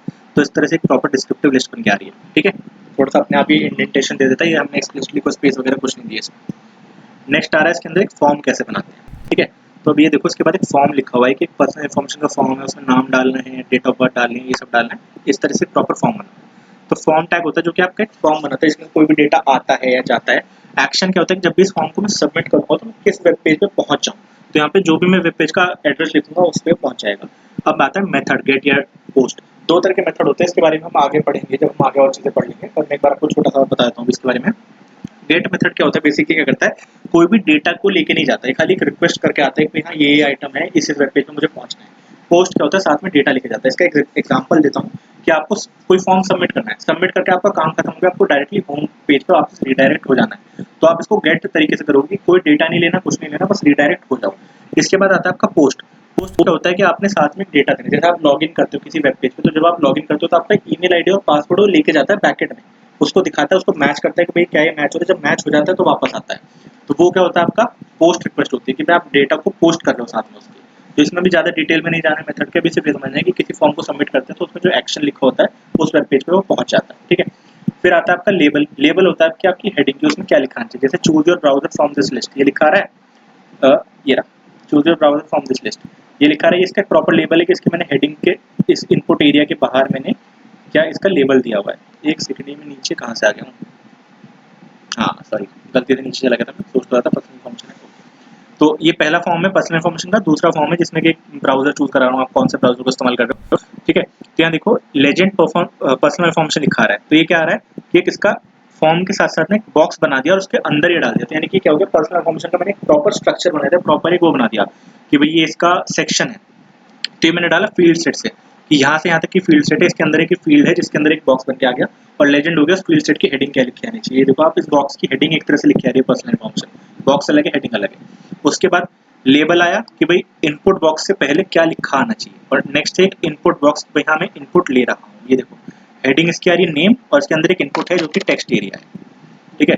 तो ये आ गया हेडिंग जिसके अंदर मैं लिखा नाम, और ये फॉर और नेम, इससे कंफ्यूज मत होना, ये सब चीजें वो हैं जो मैं जेएस में इस्तेमाल करूंगा कि भाई हाँ किसी का नाम क्या है, किसी की फॉर क्या है, ये सब जेएस में इस्तेमाल करेंगे। फिलहाल इससे बॉदर मत करो, जब ये आगे पढ़ेंगे तो मैं यही वेबसाइट से आपको सीएसएस लगानी सिखाऊंगा, तो इसलिए मैंने फिलहाल डाल रखा है सब चीजें। आईडी मैंने आपको बताई थी, किसी भी चीज को एक्सेस करने के लिए मैं उसका नाम देता हूँ, भाई आईडी नेम है, आईडी डी होगी, इसका कोई कलर वाला कुछ चेंज करना है, अलग से उसका साइज चेंज करना है, कुछ करना है। और टाइप आप डिफाइन करते हो इनपुट में, किस टाइप का इनपुट लेना है आपको। अगर आप टाइप डिफाइन नहीं करोगे तो बाय डिफॉल्ट वो टेक्स्ट लिखा, देखो जैसे मैंने ऊपर नेम वाले में कोई टाइप नहीं डिफाइन करा था, तो नॉर्मल उसमें क्या करें टेक्स्ट इनपुट बॉक्स बना दिया यहाँ पे, ठीक है। नीचे वाले मैंने डिफाइन करें कि डेट है, तो यहाँ पे मैं कुछ अलग से इनपुट नहीं लिख सकता हूँ, मुझे डेट ही सेलेक्ट करनी पड़ेगी, तो ये डेट है, क्योंकि मैंने इनपुट का टाइप ही ऑलरेडी डिफाइन कर रखा है, ये डेट टाइप का होगा, तो ये होता है इनपुट के टाइप के अंदर आता है। इसी का मैंने इसके अंदर सब कुछ लिख के दिखा रखा है आपको कि फील्ड सेट जो होता है एक प्रॉपर एलिमेंट बनाता है, एक बॉक्स बना देता है रिलेटेड एलिमेंट पे, लेजेंड जो होता है कि भाई आपका कैप्शन बता देता है उसका, लेबल मैंने आपको बता दिया किसी भी चीज़ का लेबल बनता है, ठीक है। लेबल किस किस चीज़ों पे लग सकता है, ये इनपुट के टाइप होते हैं जिन पर लेबल लग सकता है। ये देखो इनपुट कितनी तरह का हो सकता है, इनपुट टेक्स्ट का भी हो सकता है, चेक बॉक्स हो सकता है, कलर हो सकता है, डेट हो सकता है, डेट टाइम लोकल होता है, मतलब मल्टीपल चीज़ होती हैं, अलग अलग चीज़ होती है। अब आप ये कहोगे ईमेल और टेक्स्ट में क्या फर्क है, ईमेल भी तो टेक्स्ट ही होता है, बट वेब पेज को तो पता होना चाहिए कि ये ईमेल है। अगर मान लो वेब पेज को ऐसा हो जो ईमेल्स को ऑलरेडी हाईलाइट करता हो येलो कलर से, तो उसको पता चल जाएगा कि ये ईमेल है, तो वेब पेज की उसके लिए होता है, ठीक है। इनपुट टैग हो गया आपका जो भी इनपुट लेता है, ये वही उसी एग्जांपल को दोबारा कॉपी करा हुआ है, बस साथ में लिखा हुआ है डिफॉल्ट वैल्यू जो है टेक्स्ट जी। सर जो चेक बॉक्स होगा वो तो डिसाइड कर लेगा कि हमने ईमेल की एंट्री तो उसमें ईमेल लिया है, और वो ये डिसाइड कर सकता है कि ये ईमेल एग्जिस्ट करता भी या नहीं करता। वो हम जावास्क्रिप्ट से लगाएंगे। ईमेल लिखने का मतलब सिर्फ ये है कि ब्राउजर को बताना कि यहाँ ईमेल आना है, पर उसको चेकिंग नहीं लगाई अभी हमने। मैंने आपको बताया था कि HTML सिर्फ स्ट्रक्चर है, उसमें जो भी फंक्शनैलिटी लगेगी, जैसे आप फॉर्म में चेक करते हो कि ये फोन नंबर में आप ABCD ना डाल दो, वो सब आप जावास्क्रिप्ट से लगाते हो, वो हम अगली क्लासेस में सीखेंगे क्या होता है। ये तो खाली उसको डिफाइन करने के लिए कि हाँ यहाँ ईमेल लिखा जाना है, उस पर क्या होगा वो हम जावास्क्रिप्ट से लगाएंगे, ठीक। तो ये आगे आपका इनपुट हो गया। डेटा जिसमें आपको बता ही चुका हूँ, थोड़ा सा नीचे लिखा हुआ है, ऊपर था, और एक छोटा सा पार्ट रह गया, उसके बाद इसको एंड करते हैं सेशन को। ये एक और फॉर्म बनाया मैंने, इसका भी कोई एक्शन नहीं डाला कि भाई इसको सबमिट करके कुछ नहीं होगा। इसके अंदर मैंने इनपुट डाला भाई एक choose your browser from the list, फिर एक इनपुट डाला कि भाई ये रहा, और फिर एक डेटा लिस्ट बना दी। अब आप यहाँ पे ये देखो वेब पेज में एक डेटा लिस्ट बनी हुई है, ठीक है, कि भाई ये प्रॉपर डेटा है, कौन सा डेटा है, और इसमें से मेरे को सेलेक्ट कराना है, तो ये डेटा लिस्ट है। अब आप ये पूछो भाई डेटा लिस्ट भी है, इसी तरह से आपने हम ऊपर एक पढ़ा था सेलेक्ट टैग, तो सेलेक्ट और डेटा लिस्ट में क्या फर्क है, ठीक है, तो यहाँ पढ़ो इसके बारे में थोड़ा सा। डेटा लिस्ट जो है ना, प्री डिफाइंड ऑप्शंस होते हैं इनपुट के लिए कि भाई ये मैंने पहले से डिफाइन करके इसमें से ही आपको सेलेक्ट करना है, ऐसा कुछ नहीं कि आप इसको चेंज कर पाओगे या क्या कर पाओगे, ठीक है। ऑटो कंप्लीट फीचर होता है इसमें इनपुट टैग के अंदर कि आप जैसे अगर इसमें यहाँ लिखने लगो जैसे CH, ऑटो कंप्लीट अपने आप CH लिखा रहा है, और जो सेलेक्ट टैग था मेरा ऊपर कहाँ गया, ये रहा, इसमें ऐसा कुछ नहीं है, इसमें मैं ABCD कुछ भी लिखूंगा ये नहीं दिखाएगा मेरे को कुछ भी। ये सिर्फ क्या है, एक सेलेक्ट करने के लिए ऑप्शन है, आपको सेलेक्ट करके दे दो आप। डेटा इसमें क्या है, मैंने ऑलरेडी डिफाइन कर रखा है, मैं कुछ लिखना शुरू करता हूँ बताना शुरू कर देगा भाई। C से क्रोम होता है, M से मोजिला होता है, मोजिला से 3 रखा, फायरफॉक्स से नाम वगैरह, F से फायरफॉक्स होता है, सफारी में भी हमारा F डिफाइन हो रहा है। तो ये होती है आपकी डेटा लिस्ट, जो सेलेक्ट की तरह ही होती है, बस थोड़ी सी एडिशनल फंक्शनलिटी हो जाती है।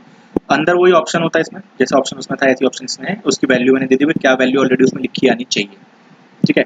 इनपुट टाइप एक सबमिट का बना दिया मैंने कि भाई इनपुट लो सबमिट टाइप का ले लो, कि भाई ये सबमिट का बटन दबा दिया। अब मैं इसको क्लिक कर रहा हूँ तो कहीं पहुंचा नहीं, क्योंकि मैंने कोई डिफाइन ही नहीं कर रखा था कि इसका वो क्या होना चाहिए एक्शन, अगर मैं डिफाइन करता तो वहाँ पहुंच जाता है। नेक्स्ट आते हैं एक फुटर बनाया मैंने, एक और फुटर मल्टीपल हो सकते हैं किसी वेब पेज में, जरूर नहीं कि एक ही हो, उसमें फुटर वाले में लिखा होगा ये चीज, कंट्रोल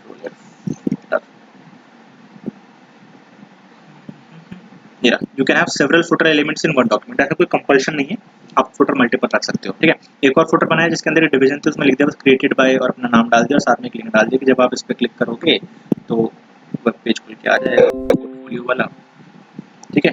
तो ये हुई आज की पूरी क्लास एंड दैट्स ऑल। अब आप लोग अपने डाउट्स बताओ मेरे को, क्या डाउट्स हैं?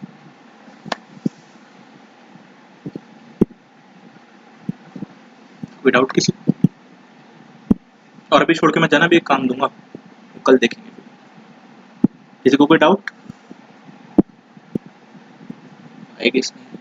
तो एक काम करो, एक काम बोलो। जब तक आपकी आवाज़ कट रही है बहुत ज़्यादा, दोबारा बोलेंगे? शायद आपके नेटवर्क को इशू, आप एक बार चैट में लिख दो क्योंकि मेरे को कुछ सुनाई नहीं दे रहा है।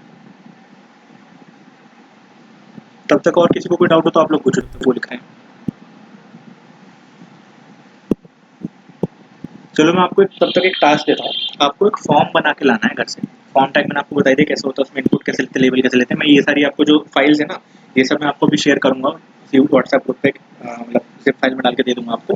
तो आप उसमें से इसका रेफरेंस ले सकते हो, क्या चीज़ कैसे करते हैं। तो आपको एक फॉर्म बना के लाना है जिसमें आप सारी डिटेल एंटर करवाओगे कि भाई जो जो वेब डेवलपमेंट पढ़ रहे हैं इसी का हम एक तरह से फॉर्म बनवा रहे हैं कि भाई सबसे पहले उसका नाम क्या है, ईमेल क्या है, फ़ोन नंबर क्या है, ठीक है। 4-5 फील्ड उसमें मिनिमम होनी चाहिए, नाम, ईमेल, फ़ोन नंबर और भी डेट ऑफ बर्थ और कौन से ईयर में है, कौन सी ब्रांच है। ब्रांच का आप एक सेलेक्ट टैग बनाओगे, उसमें ड्रॉप डाउन मेन्यू खुल के आएगा कि भाई कौन-कौन सी ब्रांच है, 3-4 ब्रांच का नाम लिख देना इस तरह से, और फिर सबमिट का बटन आएगा।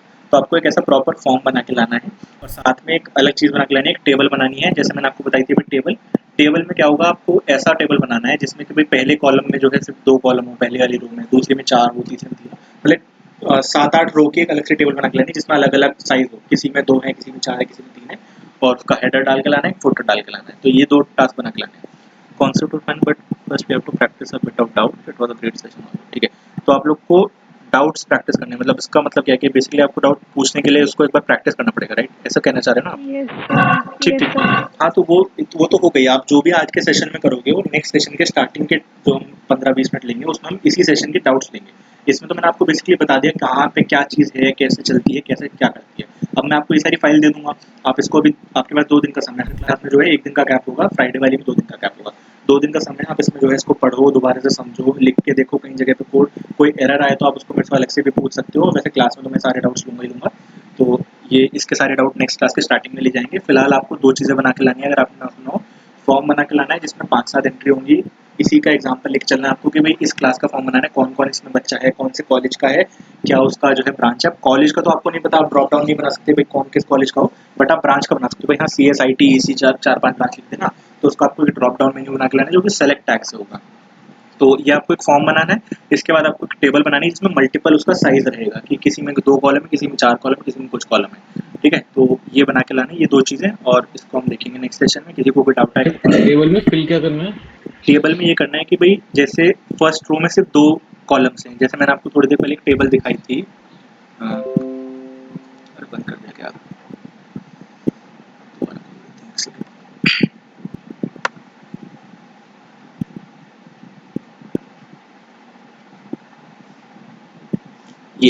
ये जो टेबल है ये बहुत छोटी सी टेबल है कि भाई खाली 3 एलिमेंट्स हैं और उसमें सब में 3-3 ही कॉलम है। आपको एक थोड़ा बड़ी टेबल बनानी है, जैसे मान लो 7x7 की बना दी और उसमें पहले वाले में सिर्फ 2 एलिमेंट, जैसे मैंने थोड़ी देर पहले पता है ग्रीन हटा के दिखाया था, ऐसे भी ग्रीन नहीं डालोगे तो भी काम चल जाएगा, उस टीडी को डालो ही मत उसमें।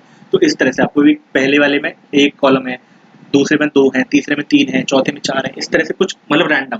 ऐसा नहीं मैं कह रहा हूँ कि आप एक ही चीज़ बना के लाओ फिक्स, आप कुछ भी करो, टेबल में थोड़ी सी तिगड़म करके दिखाओ मेरे को कि भाई हाँ टेबल को आपको मैनिपुलेट करना आ जाए कैसे हो सकती है। इसी तरह से फॉर्म में मैंने आपको बेसिक डिटेल्स बता दिया, बाकी थोड़ा बहुत ऊपर नीचे उसमें आप करके ला सकते हो। तो बट मिनिमम ये मानो कि फॉर्म में कम से कम 5 एंट्री तो हो और उसमें से एक ड्रॉप डाउन जरूर हो, ये तो होना ही चाहिए, ठीक है। ये 2 चीज़ें बना के लाना अगली बार, जो डाउट्स होंगे उसी में ले लेंगे। और बाकी किसी का कोई फीडबैक या कुछ हो सेशन के बारे में कि भाई नेक्स्ट में कुछ ऐसा कर लीजिए वैसा कर लीजिए, तो आप बता दीजिए अभी मेरे को। सर इसको सबमिट कहाँ करेंगे? किस चीज़ को? जो अभी बनाने बोले हैं आप? नेक्स्ट सेशन में खाली मैं क्या करूंगा, आप लोग से पूछूंगा क्या होता है, कैसे होता है, मतलब क्या एरर आया, क्या दिक्कत आई। उसके बाद क्या करूंगा, नेक्स्ट सेशन में आपको मैं गिटहब चलाना सिखाऊंगा स्टार्टिंग में कि गिटहब कैसे चलाते हैं। तो हम इसी सेशन का गिटहब की एक हम प्रॉपर फाइल बनाएंगे भैया, मतलब प्रॉपर सेक्शन बनाएंगे जिसमें हम गिटहब पे सारी चीज़ें डालेंगे क्या है कैसे है। और वहाँ पे आप एक सेकंड में सारी रिकॉर्डिंग पहले ऑफ कर देता हूँ क्योंकि सेशन खत्म हो चुका है, उसके बाद आगे डाउट्स लेते हैं।